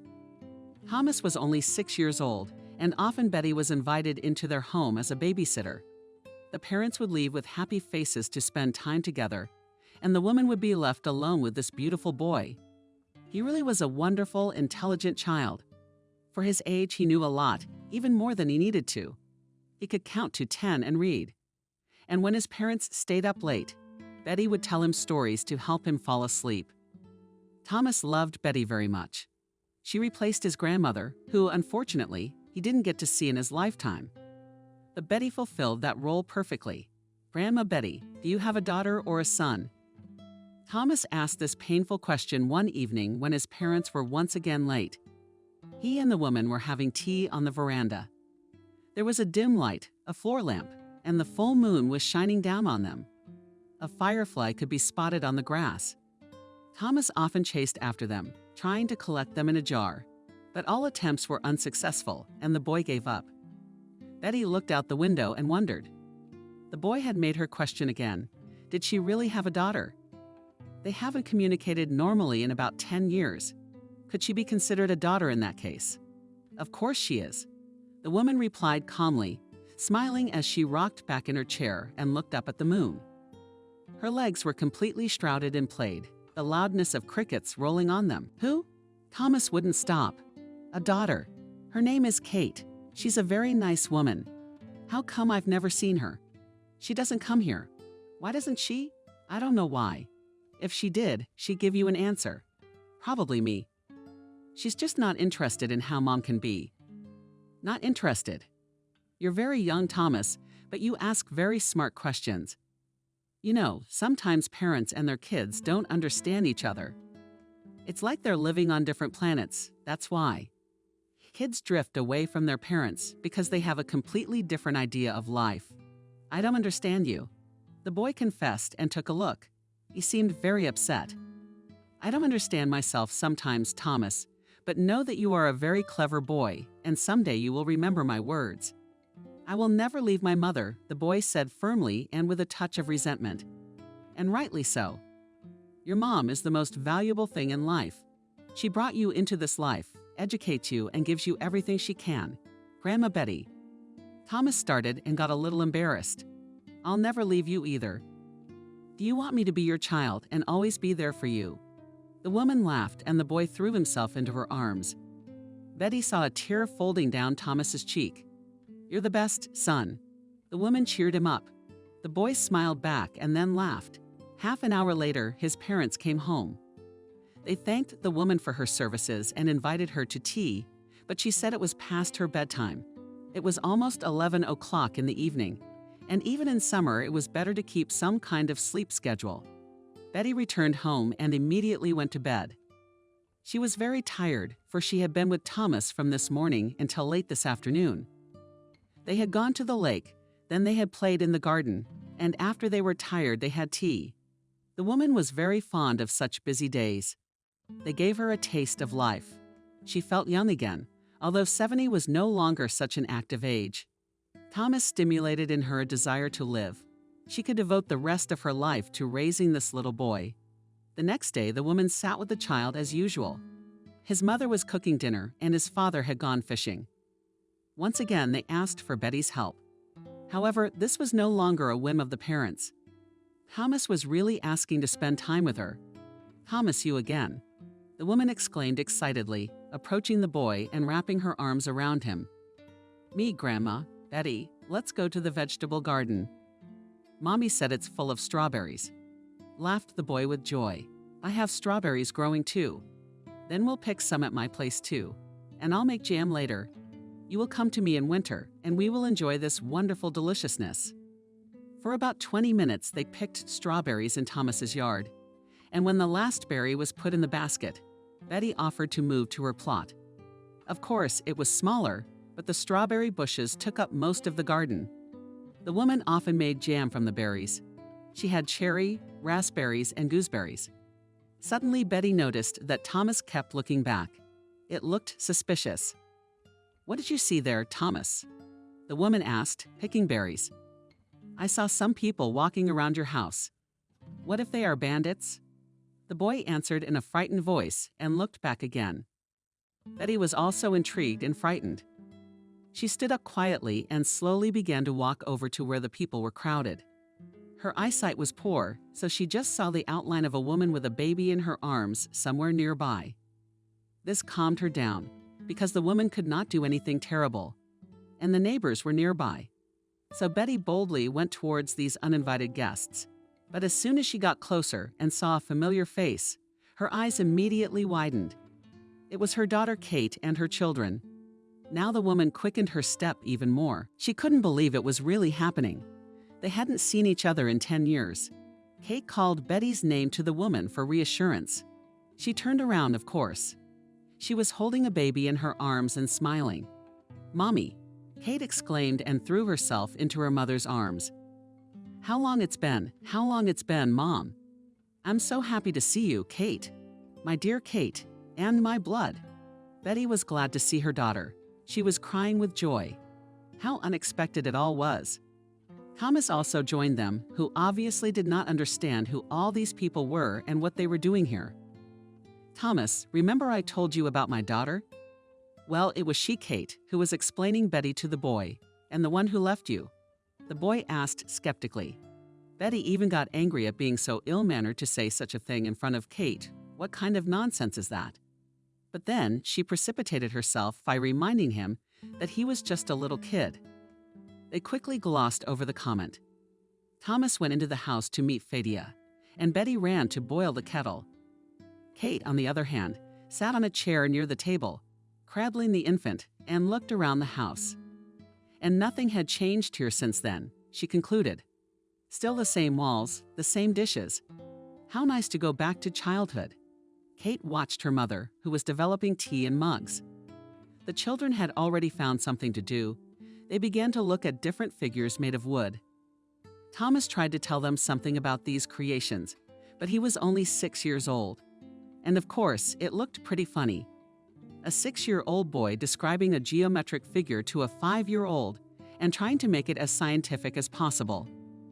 Finally, Betty served tea and sat down at the table across from her daughter. She, looking at her, couldn't. The one had dyed her hair, changed her hairstyle, and changed her style and clothes. She was simply unrecognizable. "Honey, it's been so long since I've seen you," Betty said, looking at her daughter. "What's new?" "What news?" "Well, tell me everything." "I can't take it anymore. I haven't seen you in 10 years. Just think about it." Kate smiled, took a sip of tea, and then began her story. Nothing new, really. Now we live with Alex. We raise kids, we work, we're tired. You probably got a telegram about the birth of the car. The woman pointed to the baby in her arms. "And how's it going with Lesha? Are you doing well? How long have you been married?" 5 years. "And your old husband doesn't hurt you? No more bad behavior? How's my Kelly?" "Oh, it's been so long since I've seen her."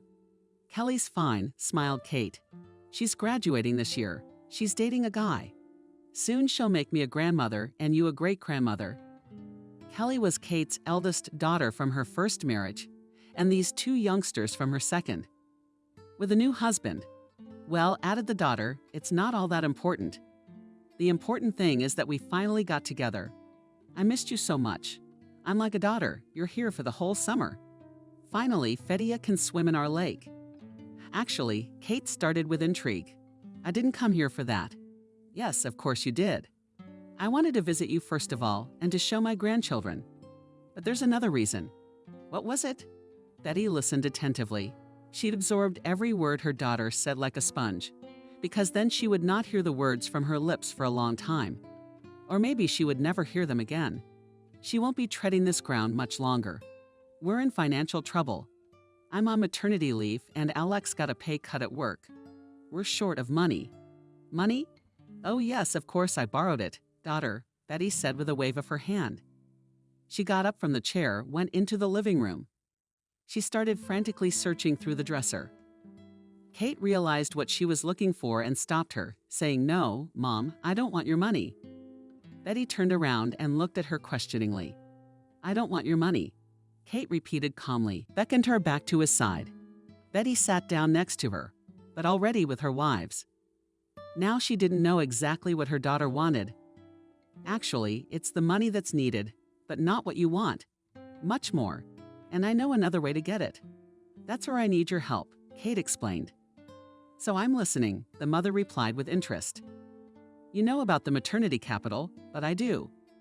Then you know that I can be given money for certain expenses, children's education, expensive treatment, and so on. But unfortunately, now our situation is such that I need to somehow feed my family. And what the state allocates is non-cash money. That is, I can only spend it on something specific. So recently smart people have told me one way to cash this money.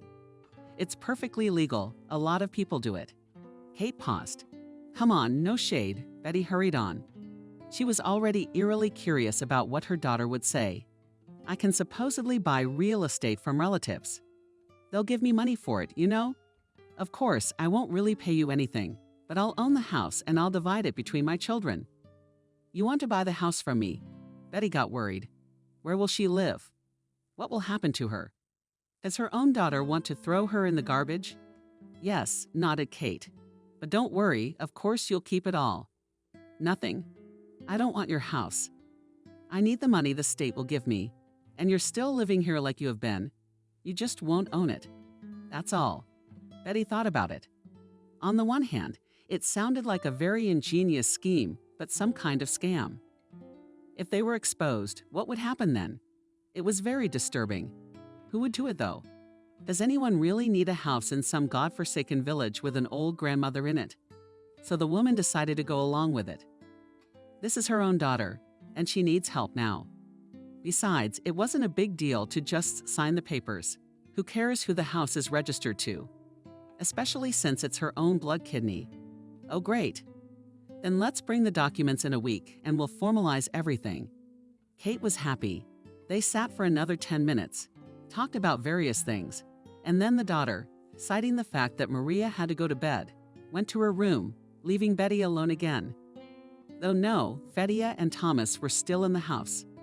"Grandma Betty, are you selling the house?" With horror in his voice, the boy said, approaching the woman. Tears seemed to come to his eyes. "No, actually, yes. But you will leave me." Thomas was already in tears. He seemed to be frightened. "No, of course I'll stay here. It's just a formality. So you'll always play with me. You'll never leave me." "Of course not." Betty soothed the boy, stroking his shoulders. In the evening, her daughter and her grandchildren left. To think, she hadn't even stayed the night. Betty was very disappointed and upset, but told herself that she certainly had a lot of things to do and worry about. A week went by, and there was no news from Kate. Betty had already decided that Kate had changed her mind, and the deal would not go through. But one weekday morning she received a letter. It said that the woman needed to come to town to get the deed notarized. Betty was very worried about this offer. It had been a long time since she had traveled to the city. Especially now she was old. How could she survive the 3-hour journey in such a state? And on the electric train, she might have to stand it all. But there was nothing to do. Her daughter asked, and Betty couldn't give her a ride. The next day, she started to pack her bag, took her passport, all kinds of documents for the house, and of course, prepared a travel ration. Who knows how long she would be there? Thomas came into the house. He watched the woman's movements very carefully. She was looking for some important paper. When she found it, she shrieked with joy. It was only then that she noticed the boy and was embarrassed. Thomas, surprised, Betty put the folder and things in her bag. "Where are you going?" The boy asked impishly, approaching the woman and peering into her bag. "Going to town." The woman answered indifferently. No, she didn't want to offend the child, but now she was making sure that she didn't forget anything. Otherwise, she would have to go home and drive again, which Betty certainly didn't want to do. The notary is a serious man. Some document was missing. You could already go on your way out. And the letter detailed exactly what to bring with her. In the end, Betty decided to just bring everything she had with her. It was the right thing to do. "You said you wouldn't leave me," upset. Thomas stretched out. I'm not leaving you, for God's sake. The woman couldn't take it anymore. I have business to attend to. You hear me? Business. A grandmother my age has business too. I don't live only for you. The boy pulled away and looked at the woman with eyes full of horror. It was obvious that he was ashamed, but at the same time these words hurt him terribly. He cried and ran away. It was only then that Betty realized what she had done, taking it out on an innocent boy. What was she like? She wanted to chase him down and explain herself, but time was running out. The train was due in an hour, and she was already terribly late. The train station was not far away, but for a woman of her age it was quite difficult to walk that distance. She came to the bus stop, got on the right route. Having reached, appeared in the direction of the railway station. There was very little time left. Judging by her broken clock, she was almost running, and as if by the law of meanness. There was a line of several people at the ticket office. Betty, breathing heavily after her run, was the last one to get in. Every now and then she nervously glanced at her watch and fidgeted. "Excuse me," she called out to the woman. The woman in front looked to be about 50 years old. She turned around. "Could you please let me through? I'm very late for my train. It's about to leave." "Why would you do that?" "Allow me," the woman replied. "I may be late too, but I'm standing like everyone else. Is it your problem that you're not on time?" "I really have to. My daughter is waiting for me in town." "We have to go to the notary," Betty explained. "Almost. And my grandson is waiting for me, who has a birthday. I won't give in to you." The stranger insisted. "No, but what a horrible person." Betty thought, why can't you be more merciful to other people and answer a simple request in such a boorish way? Meanwhile, there were only a few minutes left before the train left. Finally, it was the turn of this young woman who stood in front of Betty. "Me to the city for tomorrow's date, please," the woman asked, and then Betty almost had a heart attack for tomorrow. To think of it. And this hardy woman couldn't let it pass her by. She was so upset that she wasn't even angry anymore. She was just hurt by the fact that there were such horrible people living in the world. Just as Betty approached the ticket office, she heard the sound of the train pulling away. All hope in her eyes melted away. She was definitely not getting anywhere now. For today, it was the last train to go to the city from the nearest station. The timetable had been cut in half due to track repairs. Kate will be terribly upset when she doesn't see her tomorrow at 8 o'clock at the notary's office. She let her daughter down. "Where are you going?" The cashier brought her out of her musings. Betty looked at him with despair in her eyes already nowhere. She answered in a despondent voice and walked back to the bus stop and home from there. Now Betty didn't even know what to do. She didn't have her daughter's phone number. She had, but she had left her number for her a long time ago. Betty had written it down on a piece of paper before, then stuck it somewhere in her desk, and that was the end of it. And Betty hoped she still lived here. The woman climbed the stairs to the high floor. Since the elevator didn't work, she was almost suffocating and hoped Kate was home and would give her a drink. She felt very hot and sick to her stomach. She rang the doorbell. There was no answer for about 3 minutes. Betty decided to call back until she was victorious. Finally, footsteps were heard. But were they already asleep? It was only 10 o'clock at night. But when the door fell open, the woman was startled by what she saw. It wasn't her Kate standing in front of her. It was a young girl of about 25. Her hair was dyed white, and her locks fell beautifully over her shoulders. She was wearing a house robe. A small baby ran out after her, but he was immediately picked up by a strange man. "Good evening. Can I help you?" asked the pretty girl. She seemed a little haggard, but she tried to be polite. Betty liked that right away, but she still didn't understand what this girl was doing in her daughter's house. "I beg your pardon. Isn't this where Kate lives?" Betty inquired in a husky voice. Still she couldn't catch her breath. "Kate, she used to live here." "And who are you to her?" "I'm her mother," the woman said. And after this phrase, her eyes went dark and her ears began to ring. She woke up and was leaning against the wall. "Are you all right?" Concerned, the strange girl tried to help the stranger. Betty seemed to be losing consciousness. Then the girl called for her husband. Together, they brought the named guest to the couch and laid her down, making her comfortable. The girl brought a glass of water and sat down opposite. After a few minutes, Betty felt better. She didn't dare to speak yet and tried to calm down. "Excuse me, please." The woman apologized, taking a sip of water. "The elevator wasn't working and I have a weak heart. It's okay, it happens to everyone." The girl cheered her up. "What's your name?" "Betty." "I'm Daria. It's very nice to meet you. Weren't you looking for your daughter, Kate?" "Yeah, I had that address in my address book. I've never been to her house and I'm rarely in town. Almost never. I had an emergency today. I thought my daughter would meet me and take me in. It was she who called me to the notary. Daria asked me again. Not that she was interested, but rather she was being polite and trying to calm the woman down. "Yes, there's some paperwork to be done," Betty explained, taking another sip of water. "Do you have Kate's cell phone number?" Daria suddenly asked. "No, I've always written her letters. I know it's old-fashioned, but I don't know anything about these phones. Wait, what am I doing?"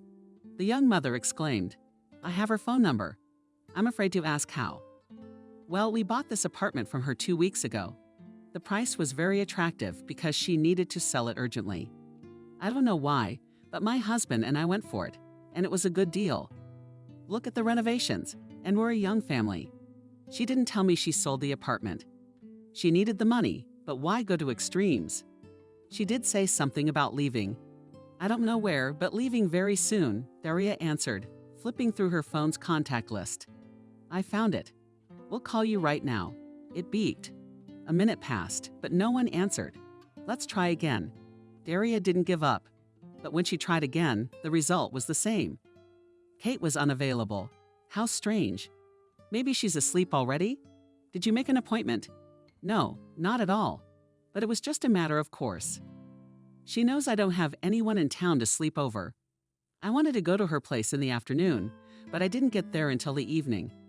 And it turns out she doesn't even live here anymore." "Don't get me wrong," Daria began carefully, "but I think your daughter is strange. How could she do that to her mother? Well, I'm sure she didn't mean it. Betty herself didn't use those cell phones at all. Why would she? In the village, they say they can get a telegram from them. Well, you'd have to go to the post office, take a bus, and she didn't have the energy. Why didn't her daughter come for her herself? She has a car." Betty somehow came home, sat on the porch, but she couldn't breathe much, and began to think about what to do next. Her thoughts were interrupted again by Thomas, the fidgety Thomas. He seemed to be still reeling from the situation that had happened 2 hours ago. "Why didn't you leave?" he asked. "Did you miss your train?" The woman replied dejectedly. She was in no mood to talk to the boy. Thomas came closer and sat down next to her on the step.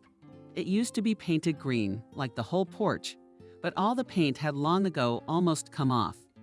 And now the porch, once so beautiful, looked abandoned and askew. Betty tried not to think about how badly her home had become dilapidated after the death of her husband, who used to take care of the household before his illness. Everything was slowly falling into disrepair. Why hadn't they had a son? He would have helped now, fixed it up, patched it up. And what will you do? Thomas inquired, not allowing the woman to be distracted. "I don't know." She turned her head to the boy. He was looking at her with interest, but there was still resentment in his gaze. "Look, I'm sorry. I'm sorry that she yelled, that she snapped at you. It wasn't your fault. I was just trying to catch the train. You missed it. And the characters in this station are not the nicest characters," questioned the boy. "There was a nasty woman there who treated me very badly. I missed the only train to the city because of her." The boy didn't answer anything, only waggled his eyebrow, and then ran away to his house. Betty did not understand the boy's actions at all. She seemed to apologize, but what can you take from him? He's a kid. She must have really hurt him, and he won't forgive her soon. Children are very fragile, and every remark can go deep into their hearts. And then that resentment could carry over into adulthood. Betty realized that it was not such a big trauma for the child. His parents probably scold him sometimes too. It's normal. Kids can be very naughty sometimes, clingy and fidgety. That's why adults often snap at them. But after a few minutes, Thomas came back. He was very excited about something. The boy came up to the woman and said, "Can you come with us tonight? And you're going somewhere?" Betty was surprised. "My parents have to go into town on business. They let you come with us.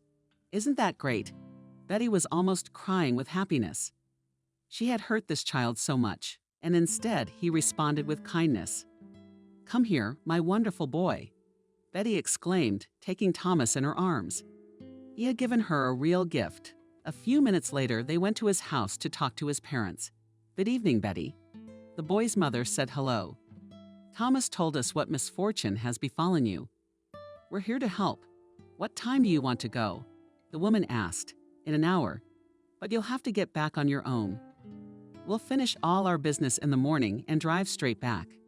"Well, that's not a problem. It's much easier to buy a ticket in the city." Betty thanked her neighbor. And so it was. Soon they were on their way. The woman was very glad that she could ride in a spacious and comfortable car. Instead of jolting in a jammed electric train for 3 hours, the ride was quick. Betty gave Kate's address, and they dropped her off just outside her house. She thanked them all profusely and promised to stay with Thomas as long as she needed to, though she always did. In her address her daughter had given her years ago, "Tomorrow I'm sure there'll be a good reason for this behavior. I'll find a place to sleep tonight." Doria glanced at her husband, then nodded affirmatively at him. "Look, stay with us. I'll style you here on the couch, and in the morning I can take you to the notary. How's that sound?" suggested Doria with a smile. Betty couldn't believe her luck.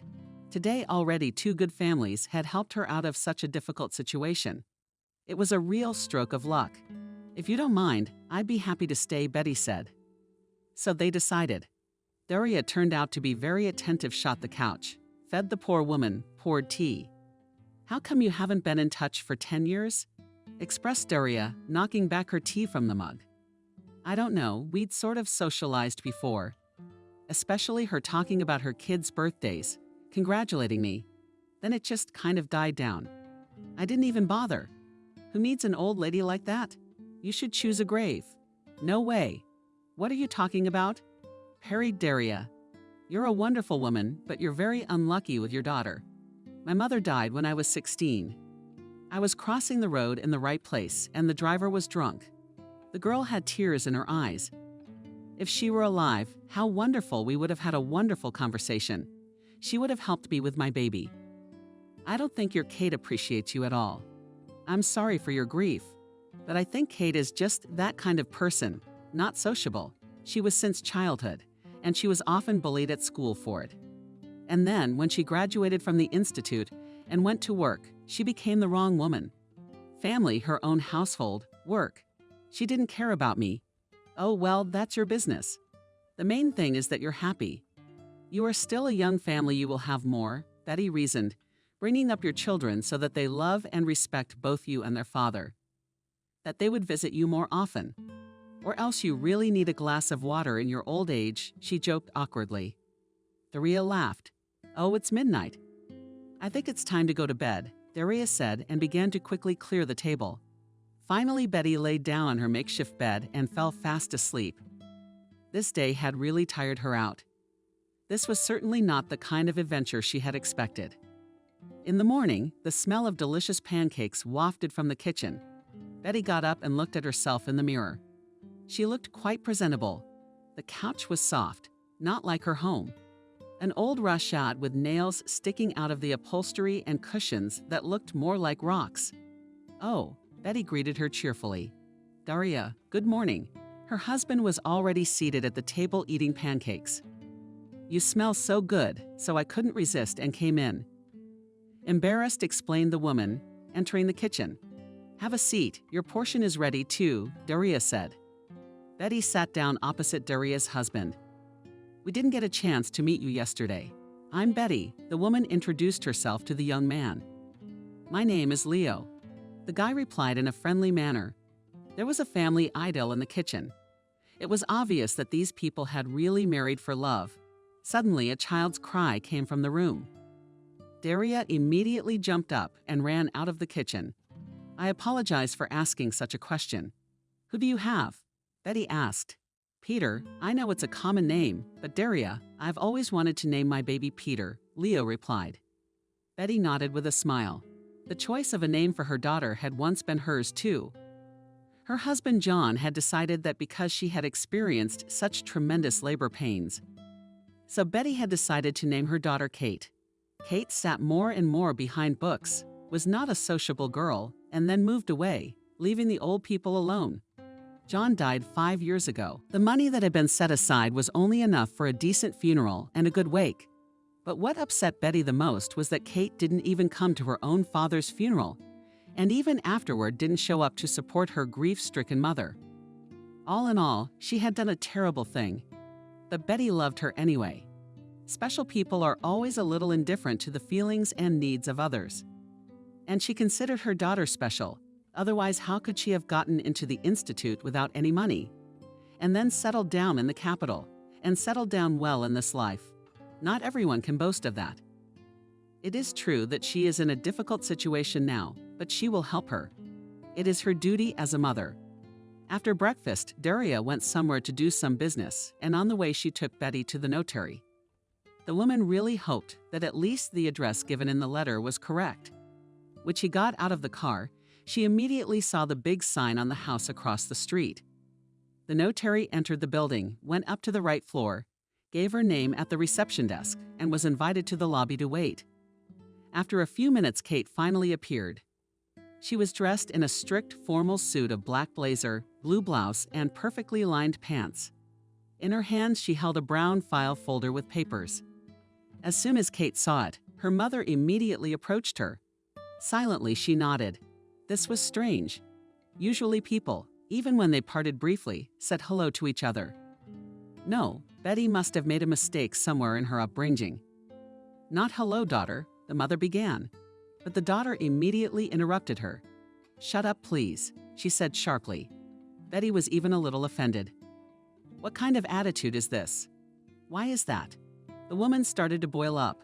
I want to focus on the upcoming deal. Did you bring all the paperwork? You're not even going to ask me where I slept last night. I'm not interested in who you slept with or where you slept. Oh, now you're talking like that. Betty's taking the sterner tone. She could get angry when she needed to. You'll never get a house with that attitude, you know. No money either. Kate turned to her and forced a smile. All right, Mom, you're right. I was too rough on you. I'm sorry. Same thing. The woman brushed it off. I guess it's the stress, the fear of loss. They all take a toll on me. Of course, when you urgently sell an apartment and not such things happen, Kate's mother remarked at her again. Keep quiet in this room. It's best not to talk too much about the transaction. Everything can play against you. See those uniformed men over there? They're definitely here for a reason. They're probably checking something. Maybe to see if the customers pay their taxes. Do you pay? Mom, I'm quiet. I'm quiet. I'm quiet. I'm attached, offended Betty. They sat like that for about 20 minutes. Kate was looking at something on her phone and Betty was looking around for nothing to do. Everyone was tense, shifting papers, nervous. Finally, a large group of people came out of the door, talking excitedly, and headed for the exit. A secretary approached Kate and Betty and invited them into the office. They entered, pulled out their passports and documents. Behind the desk sat an awfully stern and solid-looking man with expensive glasses. His eyebrows were furrowed in a frown as he studied some papers lying in front of him. Hearing the new arrivals, he looked up. So Betty and Kate. He asked, studying the women with a stern gaze. They nodded affirmatively. Please sit down. The mother and daughter looked at each other and sat down in the chair. Kate, I understand you intend to buy the property from Betty, your mother, right? He asked the question. Kate nodded. May I ask what was the purpose of the man's drinking? Betty had already realized that it was the notary himself.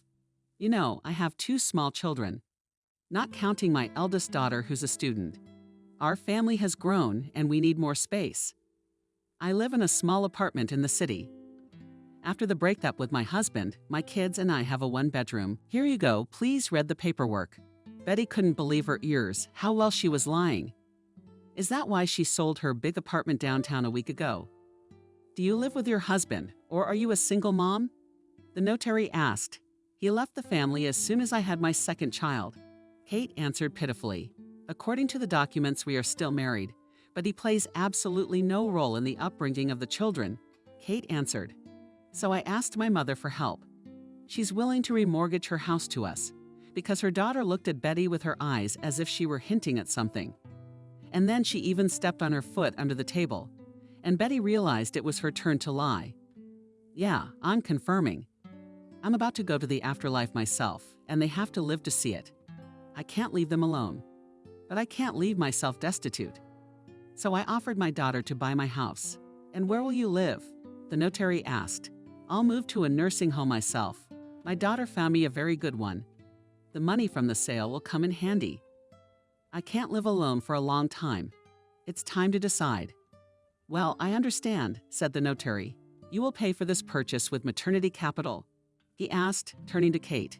Kate nodded. They were asked to wait for the documents to be prepared.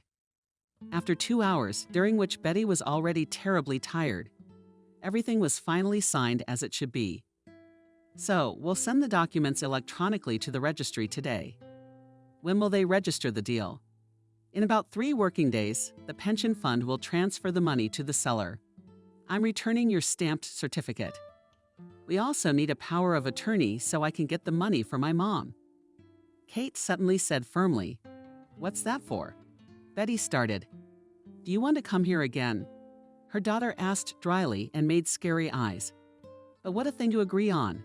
Oh yes, yes, Betty realized. Of course, you'll have to forgive me for being old. After another half an hour, the power of attorney was drawn up.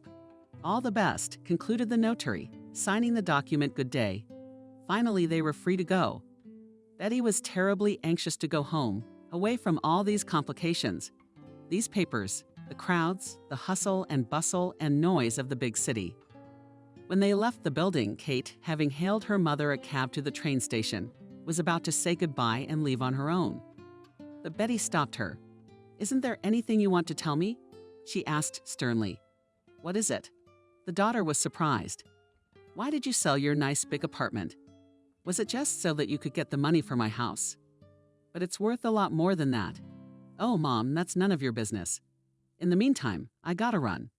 And Kate was about to leave again. But her mother's words stopped her. I went to your old apartment yesterday. A young couple had taken me in by fate. You must know them because they bought your old apartment. Why didn't you even tell me you were leaving? Why didn't you bring me into town for the deal? I thought you were worried about me. I thought you needed me, and all you wanted was that miserable money. Kate's face immediately became grim. It was as if she felt guilty for her transgression. And though she was old enough, she looked like a 5-year-old child being told off by her mother. Mom, I had a terrible day yesterday. I had a fight with my husband and Masha got sick. I cried all day. I just physically couldn't take you in. We just moved in. There in the small apartment, not to turn around and ourselves, explained the daughter. And I couldn't come to get you either.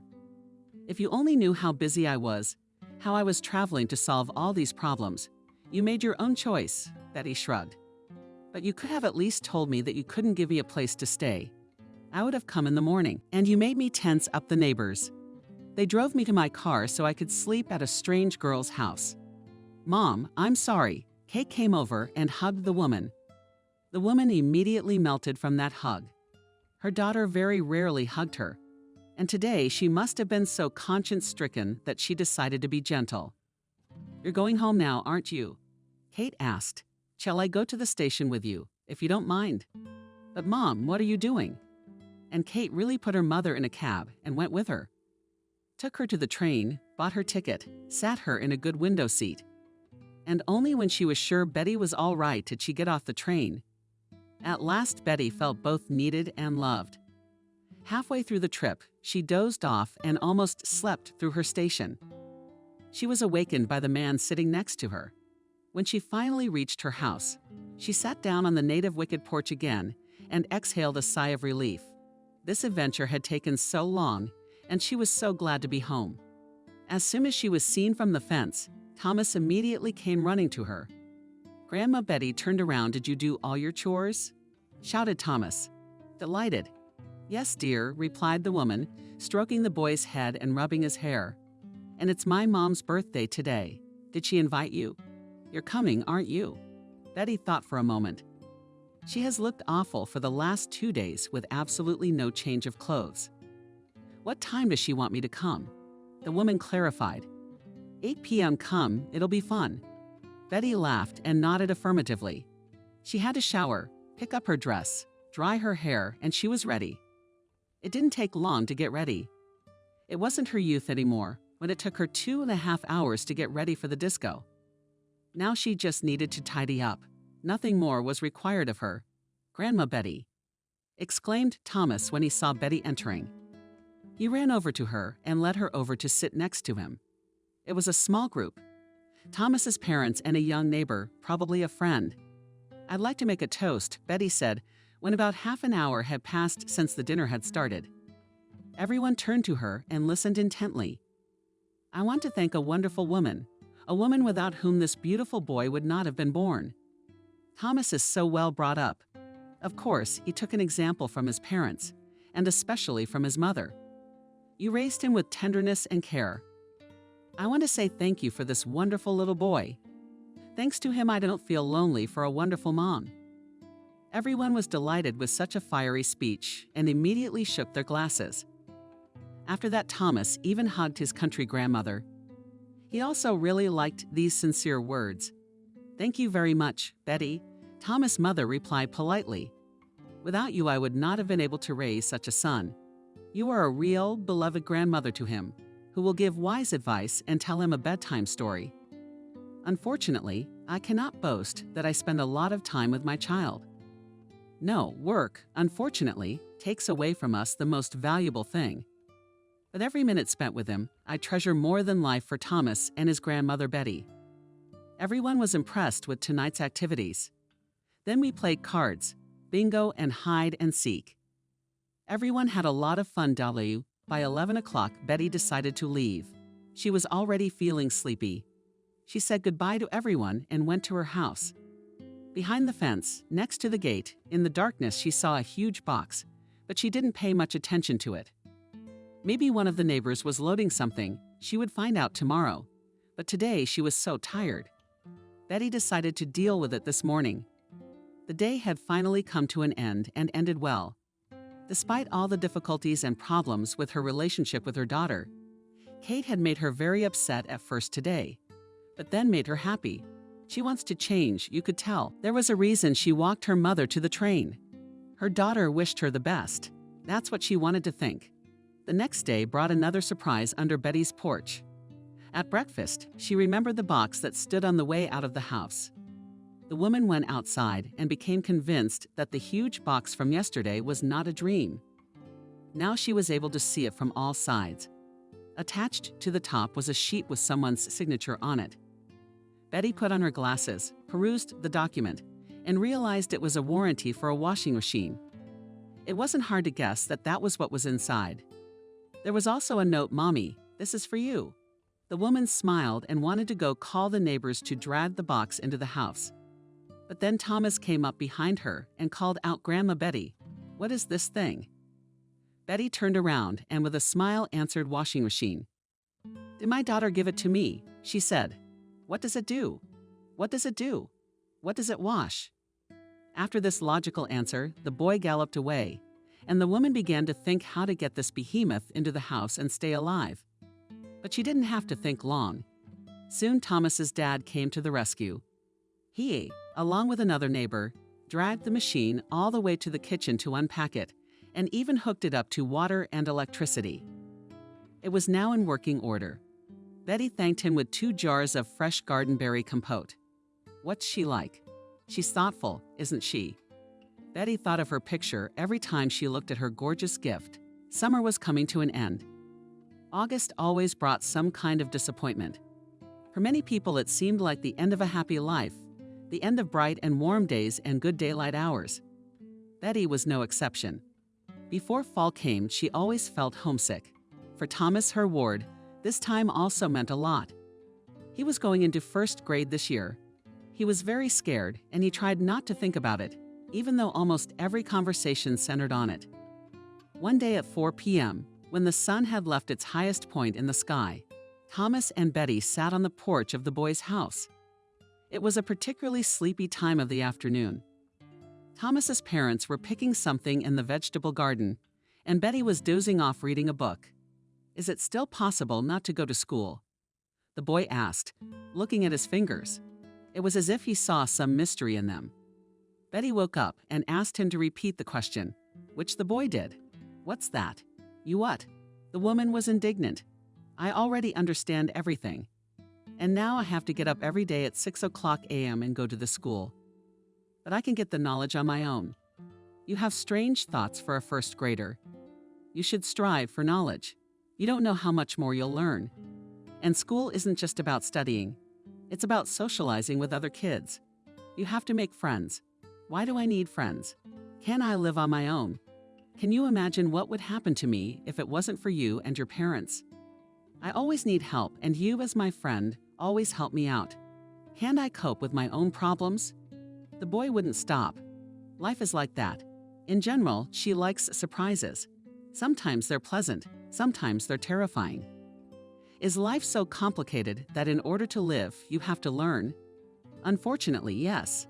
Life is often unfair to people. Some get everything, others get nothing. There are many people living in the world, and some of them have bad intentions. It's not our fault, but we have to live with it. "What a lot of obscure words you say, Grandma Betty."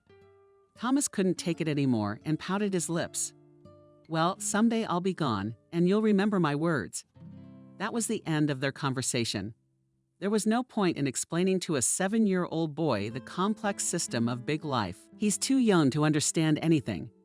For him, the world is rainbow-colored and beautiful. In his opinion, there are only kind and sympathetic people in it. But that's not true at all.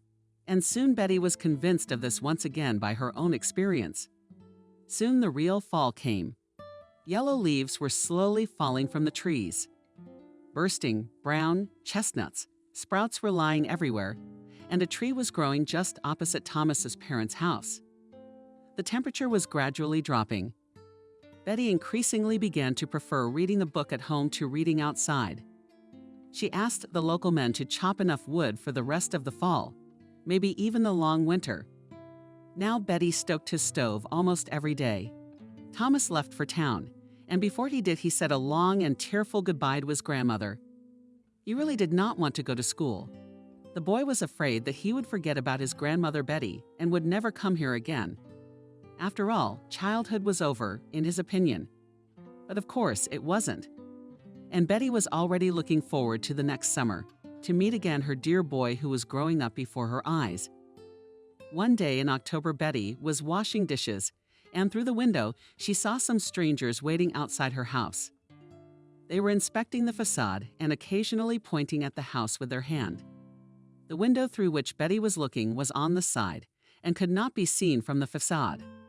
The woman felt a little uneasy. Many of the neighbors had already left, and the ones that remained didn't know her at all. Nor had she done anything to them to have any claim on her. She wiped her hands on her apron and went to the front door. Looking through the peephole, she made sure that these people were very interested in her house for some reason, and opened the door. They immediately turned their eyes on her. "Good afternoon." "Do you need something?" asked Betty. But when she saw the face of a familiar family, she was almost speechless. "Betty," the girl exclaimed. "What are you doing here?" It was the same family she'd stayed with in Kate's former apartment. They were the ones her daughter had sold the apartment to. And now they stood in front of her, not understanding how this woman they had once sheltered could be here. "I live here," simply Betty answered. "You live here?" Leo marveled, looking around the house. "Yes." The woman continued, not understanding what they wanted from her. "What are you doing here?" "Betty?" "Oh, Betty," exhausted, stretched Daria. "Come into the house. I'll explain everything honestly. This is all very strange." Betty, of course, gladly invited them into the house. She played the kettle, poured for her guests, took out some strawberry jam. "And what are you without a baby?" Betty inquired, seated herself on the armchair opposite the sofa. "Here's the thing," Daria began. It was obvious that she didn't know how best to start this conversation. The topic was too difficult for her. She didn't know how Betty would take the news. Your daughter sold us this house and lot." The girl fell silent and looked up to see the woman's reaction. The woman sat with a devastated face. First, there was a look of incomprehension in her eyes, then fear, then anger, and then anger turned to despair. Tears flowed from the poor woman's eyes. "You're not wrong," Betty cried. "Maybe she sold you another lot, and you came to this one by mistake." "Unfortunately, no," Daria replied with sympathy in her voice. "This is exactly the right address. Why did you buy this house if you knew I lived here? That's the problem." Kate assured us that no one had lived here for a long time, and she priced it so low we couldn't afford it. Plus, she called us first because we'd already bought an apartment from her. She told us that we could also buy a summer house on favorable terms. "Oh my God, I sold my own mother," the woman exclaimed in tears. Daria sat up to her to cheer her up at least by stroking her back. "I don't understand why your daughter did that, but she was in a hurry, so she had to sell the property immediately." "What was her hurry?" Betty perked up, as if coming out of a trance and depression. She didn't say. All she said was that it was urgent. "So we got the paperwork done right away. Literally the day after the offer. We didn't even go to see the house because Kate assured us it was a scrap." "Oh my God," Betty exclaimed. "How could the heart not be in that line? She told me to sign the house over to her, and I did it out of the goodness of my heart. God, what a terrible thing she's done. She'll get that back. And my bitter tears and my blood too. It's called pot luba. All my life I raised her, I clothed her, fed her, breathed her shade. And here is my daughter's gratitude." "I understand your grief," Daria said quietly. "But you also understand us. We had no idea that anyone lived here at all. Then we would never have bought your house. Alas, what grief." The woman agonized. "Where can I go now, old decrepit women? Have mercy, Lord merciful. What will happen now?" "Well, wait. Daria calmed her down. "No one is kicking you out of here." She turned to her husband, looking for support. He nodded in agreement. "We were only planning to come here for the summer and weekends anyway. You're not kidding? Is it true?" The woman looked at her with hope in her eyes. "Of course it's your home. You've lived here all your life. It doesn't matter who owns it. I'm sure we'll become friends." Daria encouraged her. She hugged Betty tightly and she slowly calmed down. Everything turned out just as Daria had said it would. They really became friends. The family came the following weekend. Betty vacated her room with the twin bed and moved into Kate's former room. Now it was even disgusting to be here after what she had done. Kate herself did not answer her calls or emails. The subscriber was unavailable whenever she was called. It seems the washing machine was her parting gift. "Please come to the table," Betty called out to the family, putting the soup on the table. She had made an amazing borscht, which was appreciated by all the family. "Betty, Leo, and I have something to offer you," Daria said. "My husband, and I noticed that you have a stove instead of gas heating. It's dangerous because it can catch fire. And you are not old enough to use the stove every day. And the rooms are pretty damp. One stove, the whole house doesn't heat up properly." Sure, Betty agreed absent-mindedly. "My house is already bad, but what can you do?" "But that's just the way it is," Daria continued. "So we decided to install gas, put batteries, and in general, to make repairs, to improve the house, so that it looks more modern and was more comfortable to live. What do you think about it?" "I'm all for it, Daria. I'll even help you with money. My pension is small, but you don't have to," Leo smiled. "We can handle the expenses ourselves." So they came to an agreement, and from the next weekend, Leo brought in the workers who installed the radiators and installed the pipes. Soon gas was piped in. Life began to get better. Betty helped the family as much as she could, cooking, cleaning. Her life was now very much like that of a servant. But she didn't feel that way because she had always been bored alone. Who was there to do anything for?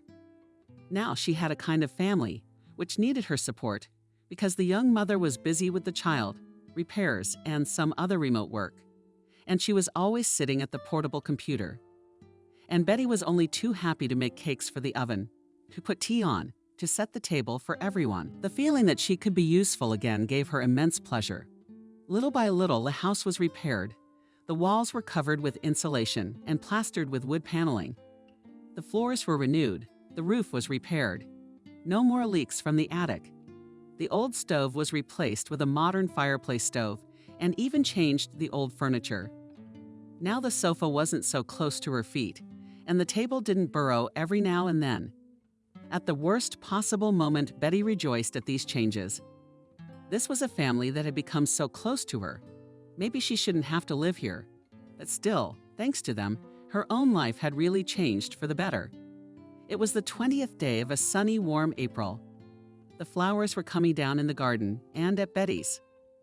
One of those spring days was her birthday. She was not used to celebrating it. Nor was she rarely congratulated by anyone now. Her own daughter had stopped doing that a long time ago. Close friends who died, who left, only her husband remained. When he died too, there was no one to even remember this date. But this year, there were such drastic changes that they could not help but affect this wonderful holiday. All morning, she was not allowed outside and forbidden to look out the window. Meanwhile, there was something going on behind the walls. It was hard not to hear, even with her poor hearing, the sound of a big car or a tractor coming. What's going on in there? Can I go outside now, Betty? Daria's confused. Patience. Betty, patience. The girl answered cryptically. Finally, after 3 p.m., she was let out of the house. More precisely, she was blindfolded and led somewhere far away. When Betty smelled the pungent odor of fresh wood, she was already beginning to guess the surprise. When her eyes were finally opened, she almost screamed with happiness like a 5-year-old. In front of her stood the very real little house with carved stavim railings. The stairs were also beautifully decorated with different patterns. The red brick roof glowed in the sun. Dear Betty. Leo began his speech, standing at the entrance to the door of the cottage. There are many things I would like to say to you on this day, but I think our gift will replace 1,000 words. We are very grateful to you for giving your room to our little son, who will grow up and consider you his grandmother. You said you would live in the living room, but of course, that's no good. Now you are almost a member of our family, and we want to show our gratitude with this gift. We bought you your own little house. As you can see, it has everything from a TV to a toilet. We want you to feel comfortable too and have your own space.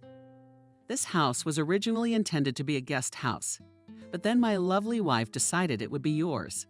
Alas, but when I die, it will be a guest house. Awkwardly joked Betty, wiping away a Betty tear. Daria fake outraged. The woman only laughed in response. Anyway, continued Leo, the whole team of workers and I would like to wish you a happy birthday and wish you health and many more years of life. Hooray! Betty thanked everyone and was finally able to enter her new home. It didn't feel like a guest house at all. It was a full-fledged house, just a little scaled down in size. There were 2 rooms. The larger room served as the living room, adjacent to the cozy kitchen, and the door leading to the bedroom exited from there as well. The clean, sparkling tiled bathroom moved Betty to tears. Of course, there was no furniture yet, but as Leah said, it was a start. A week later, the house was already being furnished. The first thing they did was to install gas and electricity. Betty was bought a very soft bed. She was embarrassed by so many gifts because the family had done it all at their own expense. And why? She was a complete stranger to them. Betty didn't understand that because they had no kinship. They are not even distant relatives to each other. Yet these people cared for her more than anyone else had in her entire life. Summer came. It had been incredibly hot since June. Everyone was already wearing shorts, and Leo and Daria had put a pool in the backyard. Finally, Thomas came to the cottage. Betty was looking forward to his arrival and even gave him a box of candy. Grandma Betty, do you live here now? The boy wondered. Yes, honey. It's a long story, but it's all right now. Someday, I'll find time to tell you this terrifying yet wonderful story. Now let's go sunbathe them, Betty replied. The boy did not hide his surprise. He still did not understand who these people were and why they were living at Betty's grandmother's house and she had been moved. The family vacationed together in the sunshine. Thomas and Peter immediately found a common language and were already splashing in the pool together. Leo and Daria were lying under an umbrella so that the rays of the hot sun would not reach them. You know, I used to be a student of history and went to various excavations in the summer for practical training. Suddenly, Leo, who was resting next to me on a chaise lawn, said out of the blue. Betty turned to him. "Did you miss the antiquities?" She suggested with a laugh. Not that I missed it, more like yes. I was just looking around at this land, at the old church in the village, and I remembered what you said. You said there was another house on this very spot, and the village is over 100 years old. Right. Betty nodded affirmatively. What if there was something left here from that time? Very often, if you haven't done any excavations or changed the foundations of a house, you can find very interesting things, the boy explained. Here to the conversation joined the interested Daria, who came out of the pool and covered herself with a towel. Do you want to make a dig? Enthusiastically, like a child, she asked, nodding with joy. Well, I didn't say excavate. Where? When? Thomas perked up. This topic has affected everyone on this site. So good. Leo laughed, raising his hands. Next weekend I'll bring a metal detector and we'll look for something. Everyone actively supported the idea. Daria told Betty what she wanted to find here. What if there is a silver spoon or coins from the XVI century? She marveled as she put Peta to bed. Would there be? The tired Betty answered monotonously, stirring her tea with a spoon. I'm sure it will. A week later, Leo, as promised, brought the metal detector. Everyone crowded around the guy while he assembled the machine. Are we going to find old skeletons here? Asked the restless Thomas. I hope not, answered Daria sarcastically, and everyone laughed. Finally, the metal detector was ready for use. Leo stood up and began to move it from side to side. He barely nodded. The guy slowly walked forward and moved the device. Finally, the metal detector banged rather loudly. Thomas even covered his ears from the sound. It was clearly not a pleasant one. Oh my God, found it, shouted Leo. He frantically began to dig in the sand with his hands, but when he picked up the thing that lay among the grass, he was very upset. It was an ordinary gold earring, modern, not antique. He shook it from the ground, and Daria immediately jumped up to him. My earring, remember I told you back in February that I lost it to Betty. Did you really find it? The girl marveled, but at least someone was happy to find it. Leo didn't give up, he kept looking. From time to time, he found rusty nails or a broken tin spoon, but there was no treasure. The guy wanted to call off the search, and everyone was getting tired. But suddenly, the metal detector banged in a completely unexpected place near an old barn. There, Leo did not find any earrings or nails. It was clear he needed to go inside the barn. But the problem was that it was locked. Betty, do you have the keys to this shed? Asked the guy to the woman. I'm afraid to cheat. Maybe there is somewhere, but it'll take a long time to find it. Upset, said Betty. In that case, we'll break it, said Leo. He brought a real crowbar from home and easily opened the lock. It was very weak, and the boards were literally falling apart in his hands. The junk, like the house itself on an old foundation, was probably over 100 years old. As they entered, the metal detector was again forbidding. It promised very loudly. Daria and Thomas covered their ears to at least shield themselves from the horrible noise. There was no floor in the barn. The ground here was completely bare, hard, from the pressing, like stone. Looks like we need a sturdy shovel, Leo reported, and went off again to find the right tool.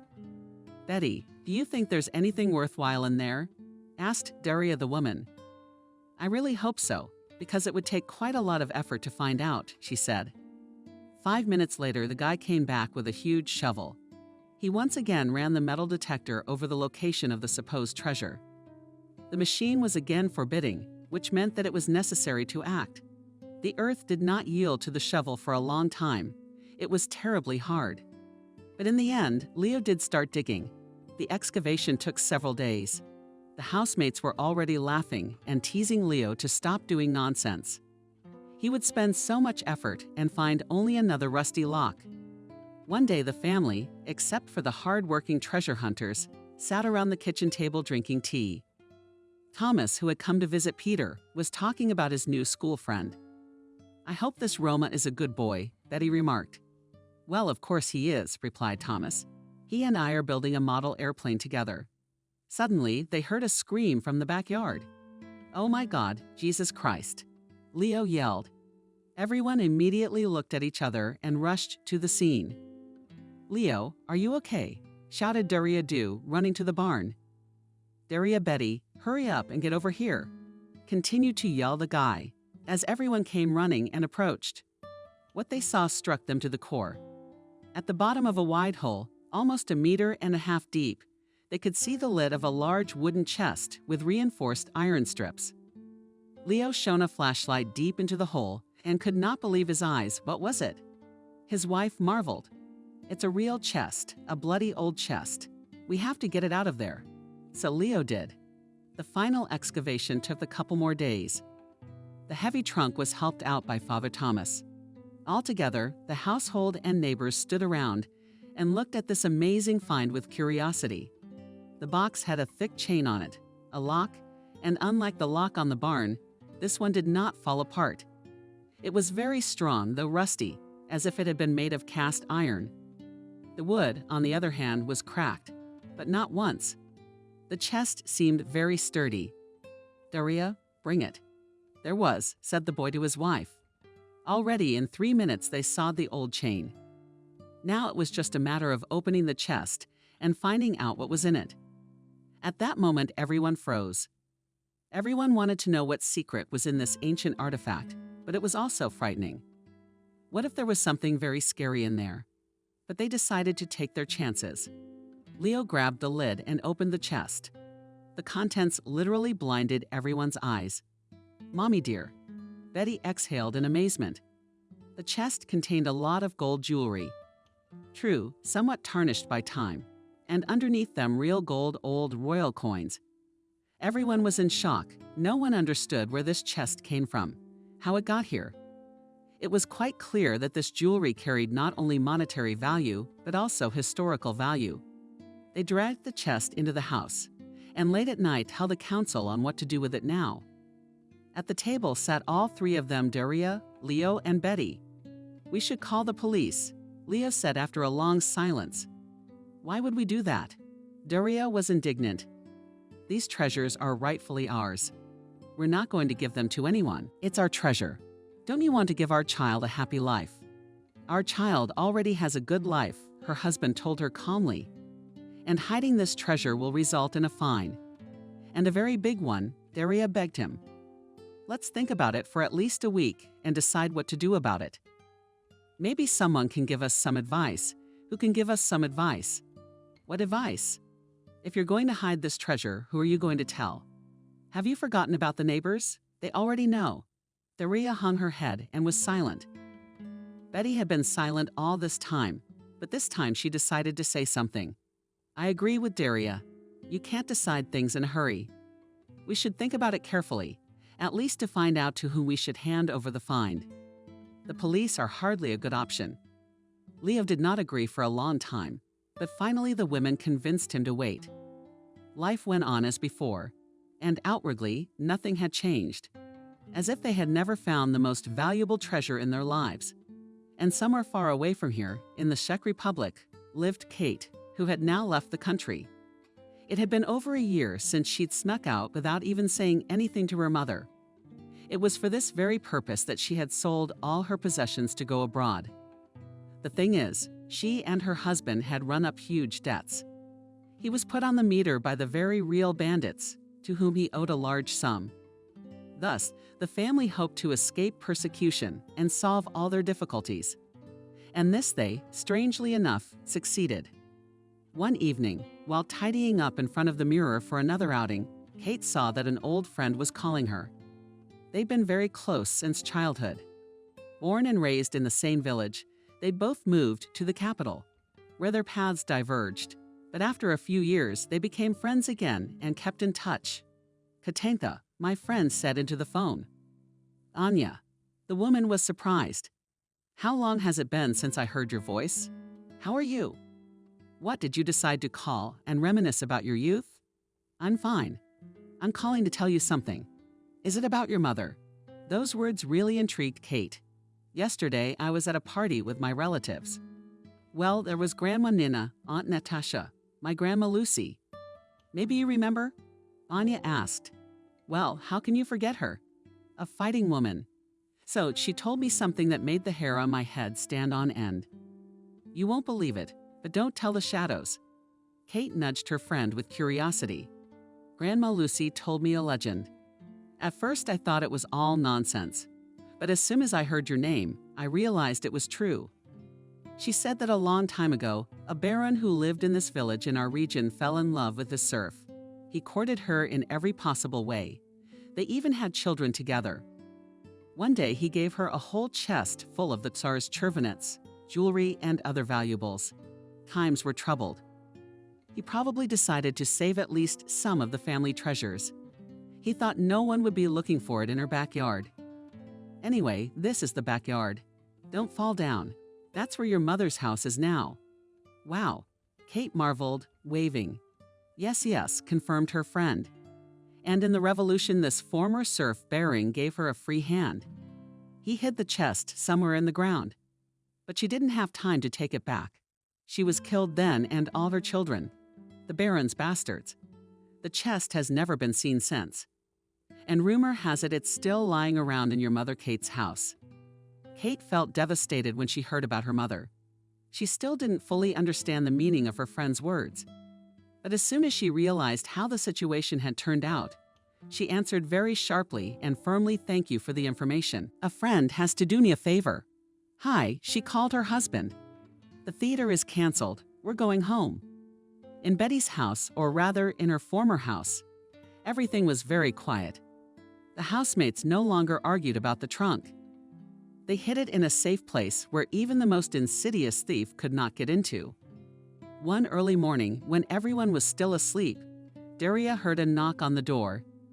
The knock was so nasty and annoying that she had to get out of the warm bed and go open the door.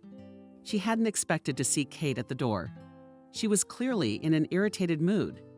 But hello, haughtily greeted the former landlady of the apartment. Hello, Kate. Why are you here?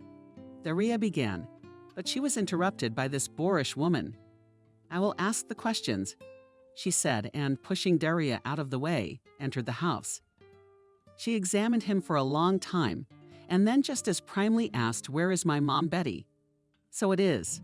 Did you evict her? How dare you? Kate screamed. You won't even let me say a word. Daria couldn't take it anymore. Betty lives in the new house we built for her. You haven't been in touch for a year. You sold the house with your own mother. Leo came in, and then Betty came out of the yard. No one expected to see Kate here.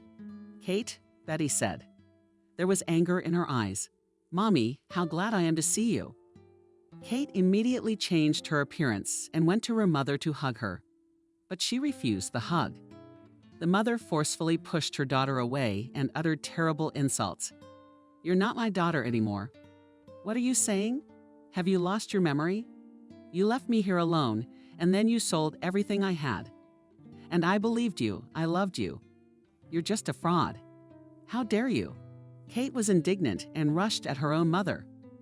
But then Leo's heavy hand fell on her shoulder. Kate, he began sternly, you're not welcome here. I declare this transaction invalid. Can you say goodbye to this house? Kate snapped and left with her head held high. Everyone had a bitter aftertaste from this visit. Unexpected guests from the past. Everyone gathered in the living room and began to think what to do next. I don't think she was joking that she canceled the deal. Daria said fearfully, I think she's just bullying us, Betty said. She looks very arrogant, Leo remarked. And the main question is, why does she need all this? Daria thought, putting her hand under her head. She just appeared out of the blue, accosted us, and makes some kind of scandal. What for? God only knows where she's been all this time and what's on her mind. Leo caught it. But most importantly, we must not tell her about the treasure.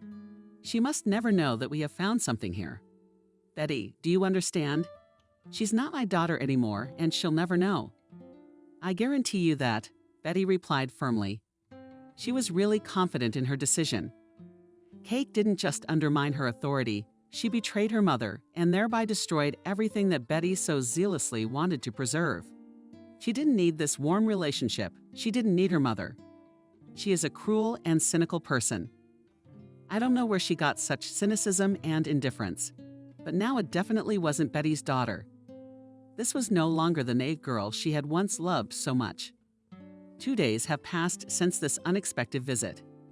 Betty was walking with Thomas and discussing school matters with him. Suddenly, the boy asked a completely unrelated question. "Grandma Betty, aren't you going to give me the gold coins from this treasure?" "I'm sorry," the woman did not understand. "Well, I helped you find the treasure. Don't I deserve a reward?" "Thomas, I'm sorry, but this money doesn't belong to you." Asterisk, asterisk, asterisk, translated using www.deepa.com/translator. Free version. Asterisk, asterisk, asterisk. Who do they belong to then? The boy suddenly raised his voice. "To you and your new family. You don't need me anymore. That's not what friends do." "Thomas, you've got it all wrong." The boy dropped Betty's hand sharply, stopped and looked at her with an angry and hurt look. "Are you a bad friend?" he said, turned around and ran back to his house. Betty was left alone.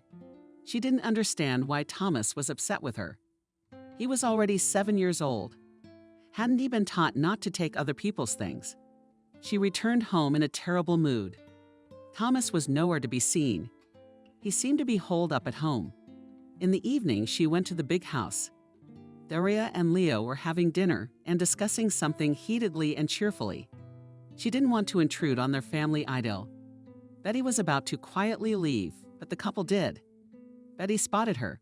"Where are you going to sit with us?" The guy invited her in. "I'm sorry, I didn't mean to disturb you," the upset woman explained, approaching the table where the couple were sitting. "On the contrary, we wanted to ask you for a wife," said Daria. "Alex and I want to go for a walk for half an hour, and Petya has no one to leave him with. Would you mind?" "Sure. I'll sit with him." Betty answered ahead of the request. The young people thanked the woman profusely and left. "How wonderful it is here," Daria marveled, walking slowly in step with her husband. Suddenly, she noticed a small figure by the lake. The man was sitting on the grass and throwing stones into the water. In him, the girl recognized Thomas. What is he doing while late at night by the lake, where his parents were looking? Daria already wanted to go and ask the boy what happened and why he is walking so late alone. But suddenly a dark female figure approached him. Leo and Daria hid behind the bushes. The boy was ready at any moment to jump out and protect the boy, but for now it was not necessary. They recognized the woman as Kate and decided to overhear the conversation. "Oi, hi. Are you here alone?" asked Kate, sitting down to Thomas. He was still angry and didn't answer right away. Not alone anymore. Finally, he answered rudely.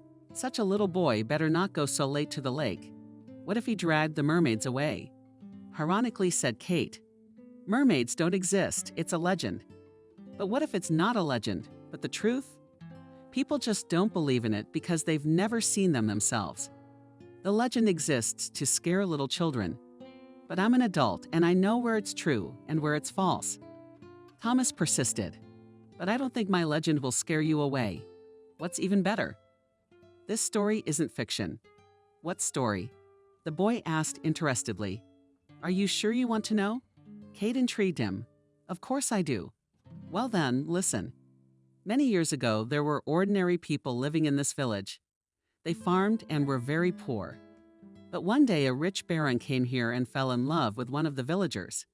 He gave her a chest with a lot of jewelry as a sign of his loyalty and love. But this poor girl was so afraid that the treasure would be stolen that he buried them in the barn. She didn't even have time to try on these beautiful ornaments. She was brutally murdered by terrible men who destroyed the old power and even massacred the royal family. And where is the truth in this?" Thomas persisted. "And the truth here is that this girl lived on the site of your grandmother Betty's house today." "She's not my real grandmother. I'm upset," the boy admitted. "I know, I overheard you two talking by accident while you were out walking. She did a terrible thing. But the worst part is, she doesn't want to share that wealth with anyone. I'm not her family, I understand. Thomas confessed. Thomas, don't you remember me? Kate asked a question. The boy tried to see her face, but the darkness hid her features. She took out her phone and dedicated the flashlight to the pumpkins. Are you Kate, Grandma Betty's daughter? Thomas exclaimed. It was so loud that Kate CEC'd at him. Hush, hush. No one can know about our conversation. You don't want all the money to go to unworthy people. Living in Grandma Betty's house. Of course I don't.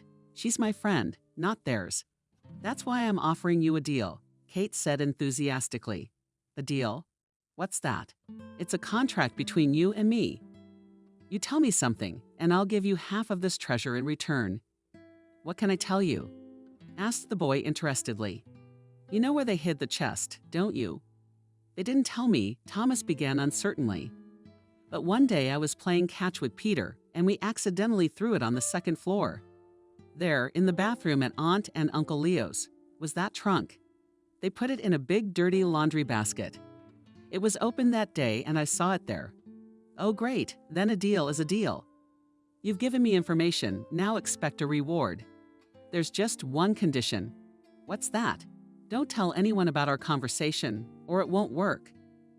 They shook hands and Thomas, very satisfied, went home.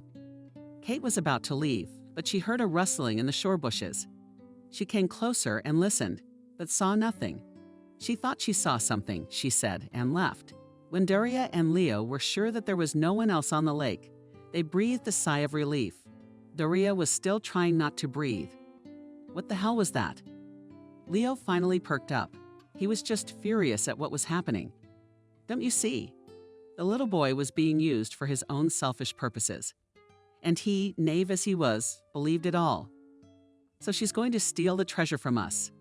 The husband wouldn't let it go. Yes, Leo, yes. We've got to run home and tell Betty. So they rushed into the house and caught Betty, Mila rocking her and the baby. She looked at their solid faces with incomprehension, and the couple was just panicked and all nervous. What's wrong? The woman asked in surprise. Putting a blanket over the baby, he finally fell asleep. Daria and Leo told everything they had seen and heard. Betty almost had a heart attack. She realized that her daughter was a real piece of work, but not to that extent. They talked about it for a long time and tried to figure out what to do in the end. Leo said, "Okay, everyone, stop. I have a plan." They didn't know when the robbery was going to take place, but something told them that Kate wouldn't be dragging her feet about it. And they were right. The very next night, they spotted her creeping around in a protective colored raincoat in the bushes outside their house. She thought it was a great disguise, but she was very wrong. In the evening, all the family members took up their positions. Kate snuck into their house through an open window. She thought it was an oversight on the part of the owners, but even this little thing had been thought out by them. Everything had been done to trap her. The woman believed the knave Thomas and went to the bathroom. Though she herself turned out to be no less knave than the boy. The bathroom was located across from some sort of door. She assumed it was someone's bedroom. Leo's bedroom with Daria couldn't be ruled out, so the woman shouted as quietly as possible into the bathroom and searched for a large laundry basket. It didn't take long to find one, but what stupid people, Kate thought. To hide such valuable things so carelessly. Suddenly, she heard a sound in the hallway, as if something not very heavy had fallen. She turned around and listened, but saw no one and went back to her business. She carefully, without making a sound, pulled out that jewelry box. Not as big as they said, she thought, but as she opened it, she realized how bad it all was. That chest was a fake. All it contained was baby bling. She almost screamed out loud at the disappointment. Just then, the bathroom door slammed sharply shut, followed by footsteps and screams, "Call the police." She's trapped. Kate tried to open the door, but it looked like something like a mop had been inserted into the handle, blocking the passage. And Kate was indeed trapped. There were no windows in the bathroom. There was nowhere to escape. She realized that this was a real defeat. There was nothing left for her to do but wait for the police to arrive. The door was answered half an hour later. No one had spoken to her during that time, and she couldn't even hear the conversation outside. Everyone was talking in whispers. It pissed her off terribly. As soon as the door opened, she was greeted by a full man in a police uniform. He immediately and ordered her to turn around. She didn't resist and obeyed. Handcuffs were placed on her hands. The man uttered the most banal phrase she had heard 1 billion times in movies. "You're under arrest. Do you have the right to remain silent? Follow me." As she left the bathroom, she met Daria's eyes. She was glowing with joy that their plan had succeeded. And Kate was terribly angry. She hadn't counted on these people being so resourceful. The plan was very simple. Leo and Daria were in their bedroom exactly until Betty, who was standing in the snowy bathroom, closed in, signaled to the crowd with her foot. Immediately, Leo jumped out of the room and slammed the bathroom door shut. The plan worked like a Swiss watch. Kate was put into the car and the family followed. They were all heading to the police station. "Why did you sneak into someone else's house?" asked the serious man in the interrogation room.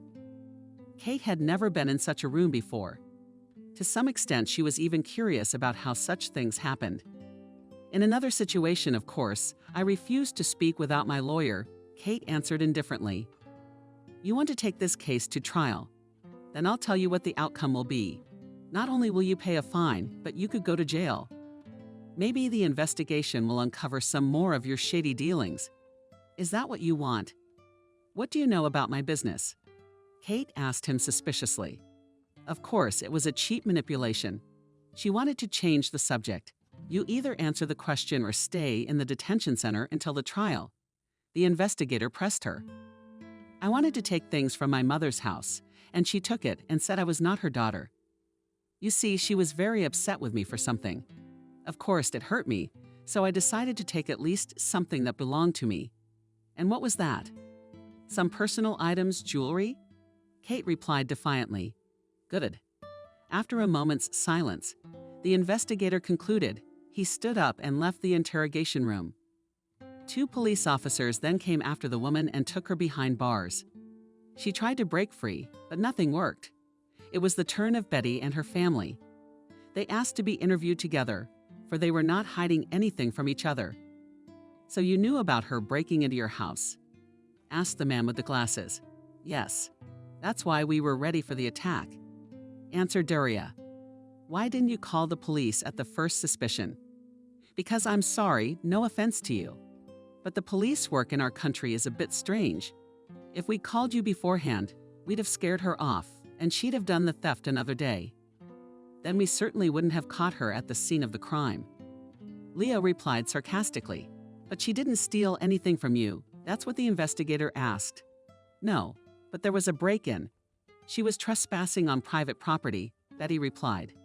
"She said she wanted to take personal items out of resentment towards her mother." "Is that right?" Everyone looked at each other. There was a look of surprise on their faces. "No," Leo finally answered. "It's a blatant lie." "In that case, what did she want to steal from you?" the investigator asked. Everyone looked at each other again. It was as if they were communicating with their eyes. And Daria gave Lev a meaningful affirmative nod.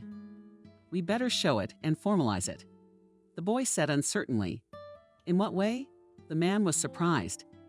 "These are historical treasures, which according to the law must be withdrawn by the state," finally confessed Leo. At that moment he felt relieved, and everyone in the room seemed to feel the same way.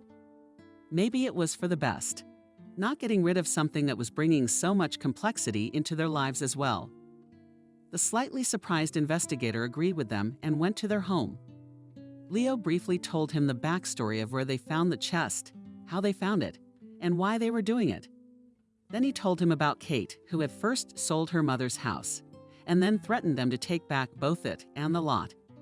And finally, they reached the very object of all the quarrels and disagreements, the ill-fated chest, and it was hidden right under Leo and Daria's bed. "Well," began the policeman, examining the contents of the chest, "it should be sent for examination, and if it is confirmed its historical value, then there you will already deal with it. I have to confiscate it and hand it over to the appropriate authorities." Everyone agreed, and the chest was confiscated. The conflict with Kate was resolved, and she was fined for disorderly conduct and released. And it seemed like the story was finally over. But the next day, Thomas showed up at their house. He cried bitterly and couldn't stop crying. Betty comforted the poor boy for a long time, not understanding what had upset him so much. She gave him candy and tea. Finally, Thomas was able to calm down a little and tell her what was bothering him so much. "I'm sorry," Grandma Betty cried on her lap. "Forgive me, I'm so sorry." What are you? The woman encouraged him. "But what's your fault?"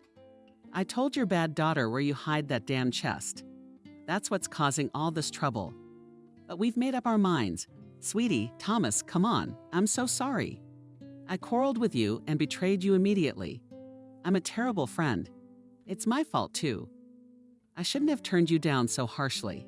We all have our faults. But the most important thing is that we can accept our mistakes. We learn from them. That's the main thing. Grandma, I love you so much." The next few months went great.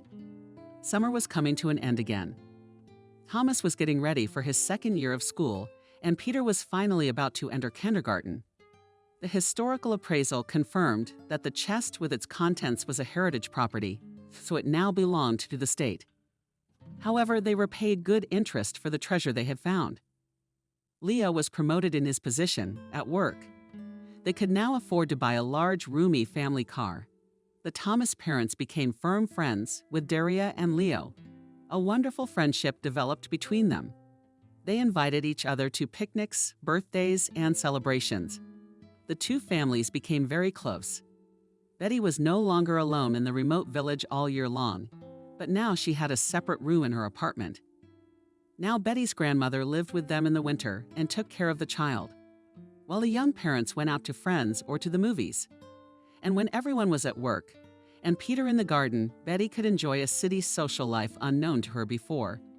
She went to libraries, parks, museums, socialized with her peers, even took up sports walking with a group of like-minded people. And there hasn't been any news about Kate in a while. Where did she go? What happened to her? How are her children doing? Was she still married? Betty didn't know any of this, but she almost didn't care anymore.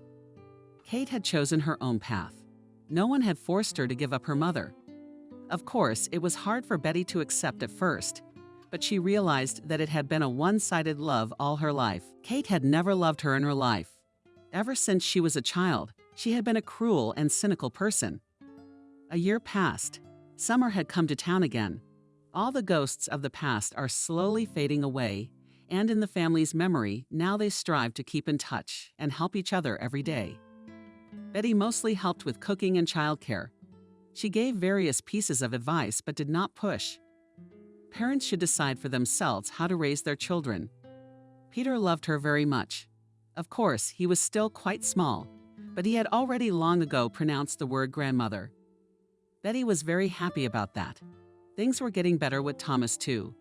He became more understanding and serious. He had only finished second grade, but he already felt like a big scholar. He liked math best of all. It was the exact science that attracted him the most. "With math, I can explain a lot of things," he said. "I was told that when I am older, I will be able to study physics, chemistry, and geometry. I'm really looking forward to that."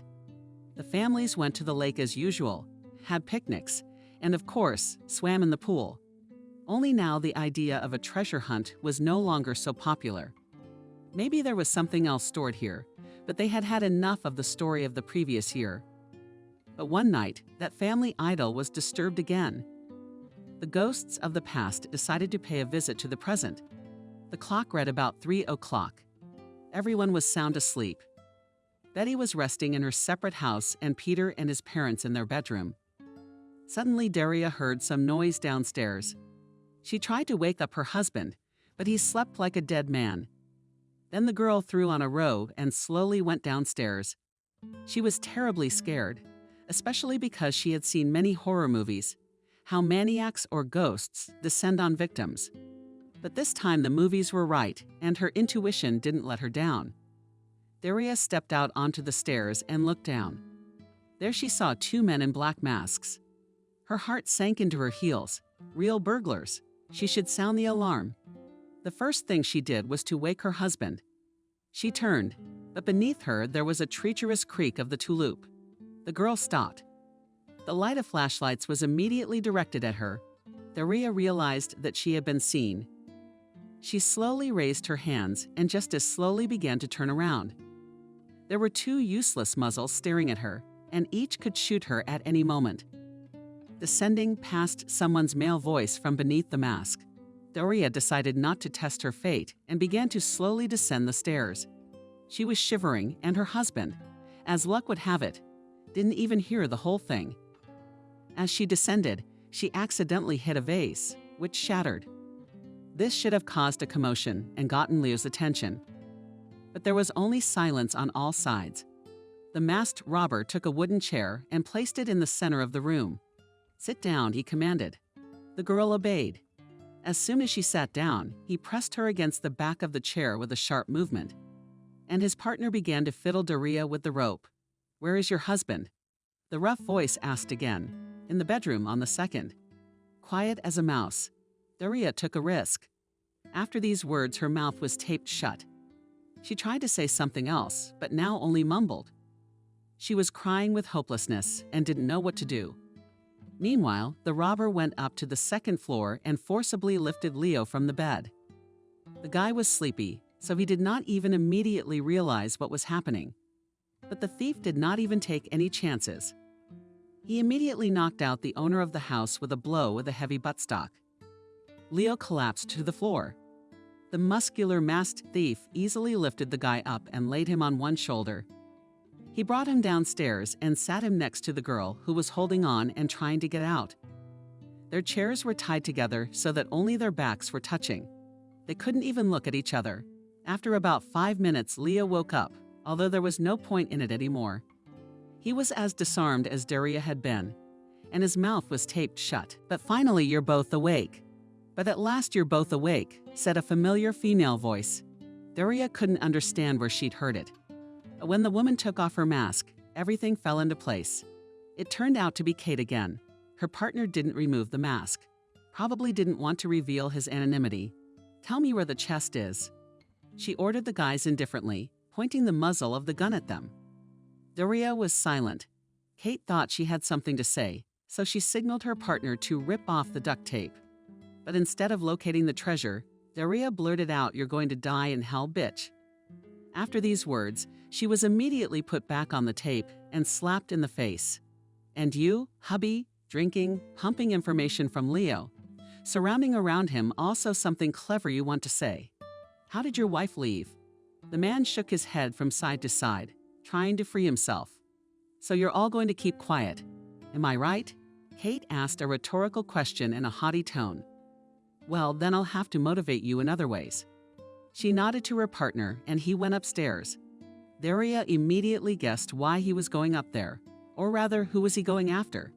She started kicking, lashing out, bringing a chair, but it was all to no avail. When Kate's partner returned with their son, Daria nearly fainted. Tears streamed from her eyes. The robber was holding her son's hand, and he was sleepy and kept wanting to fall somewhere. The man put him on the sofa. The sleepy Peter, fortunately, didn't even realize what was happening. He just lay down on the couch and went back to sleep.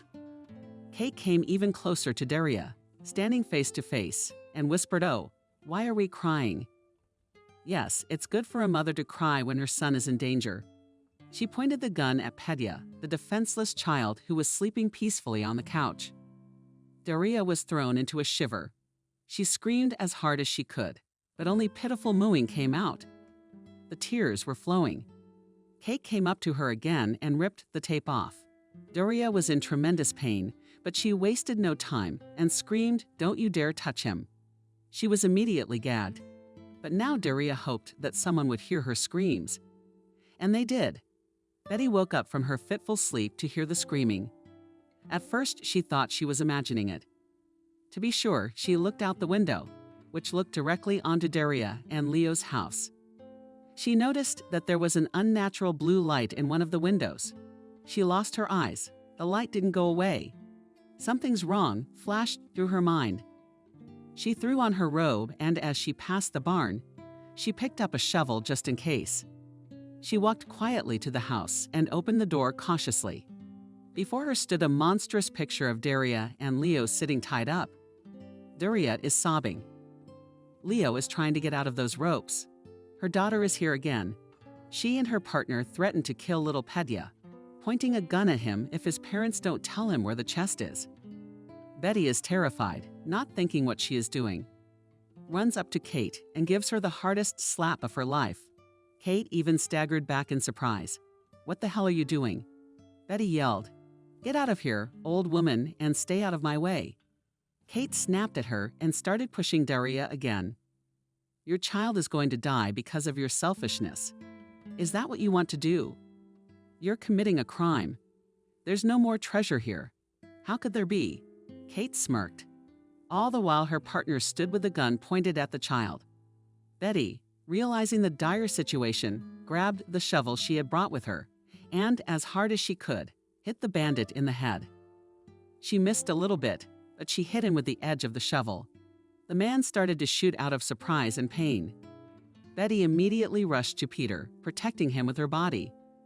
One bullet hit the ceiling and another bullet hit Kate's heart. She looked at her partner in horror and collapsed to the floor a second later. She didn't even have time to say anything. Her breathing immediately stopped. Her heart stopped beating.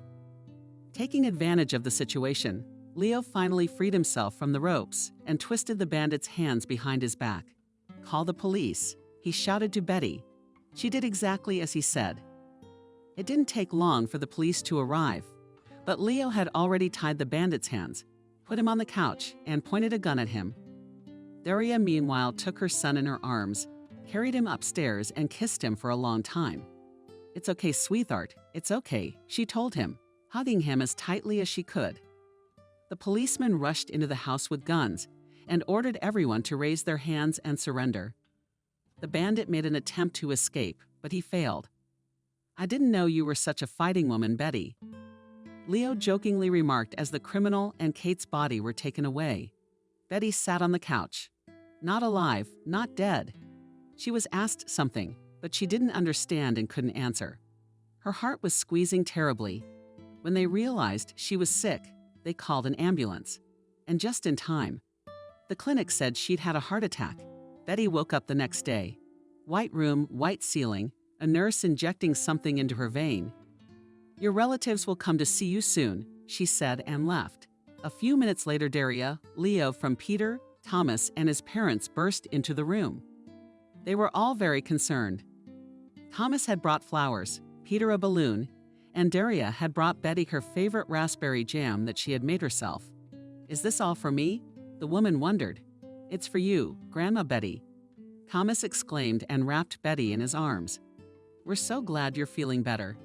We were worried sick about you," Daria said. "Oh, what a confounding thing to say, Betty." Betty spent another week in the hospital.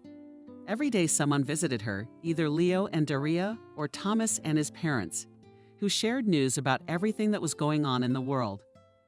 "Oh, and also when you get there, we're going to throw a cool party for you," he informed me. Only it was a secret. Jokingly scolded Betty when she was discharged. She still had to use a wheelchair for another month.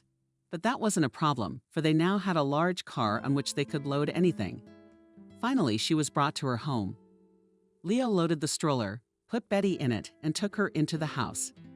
As soon as the door opened, the lights came on and inflatable balloons flew up to the ceiling. Everyone was standing there with presents and cake.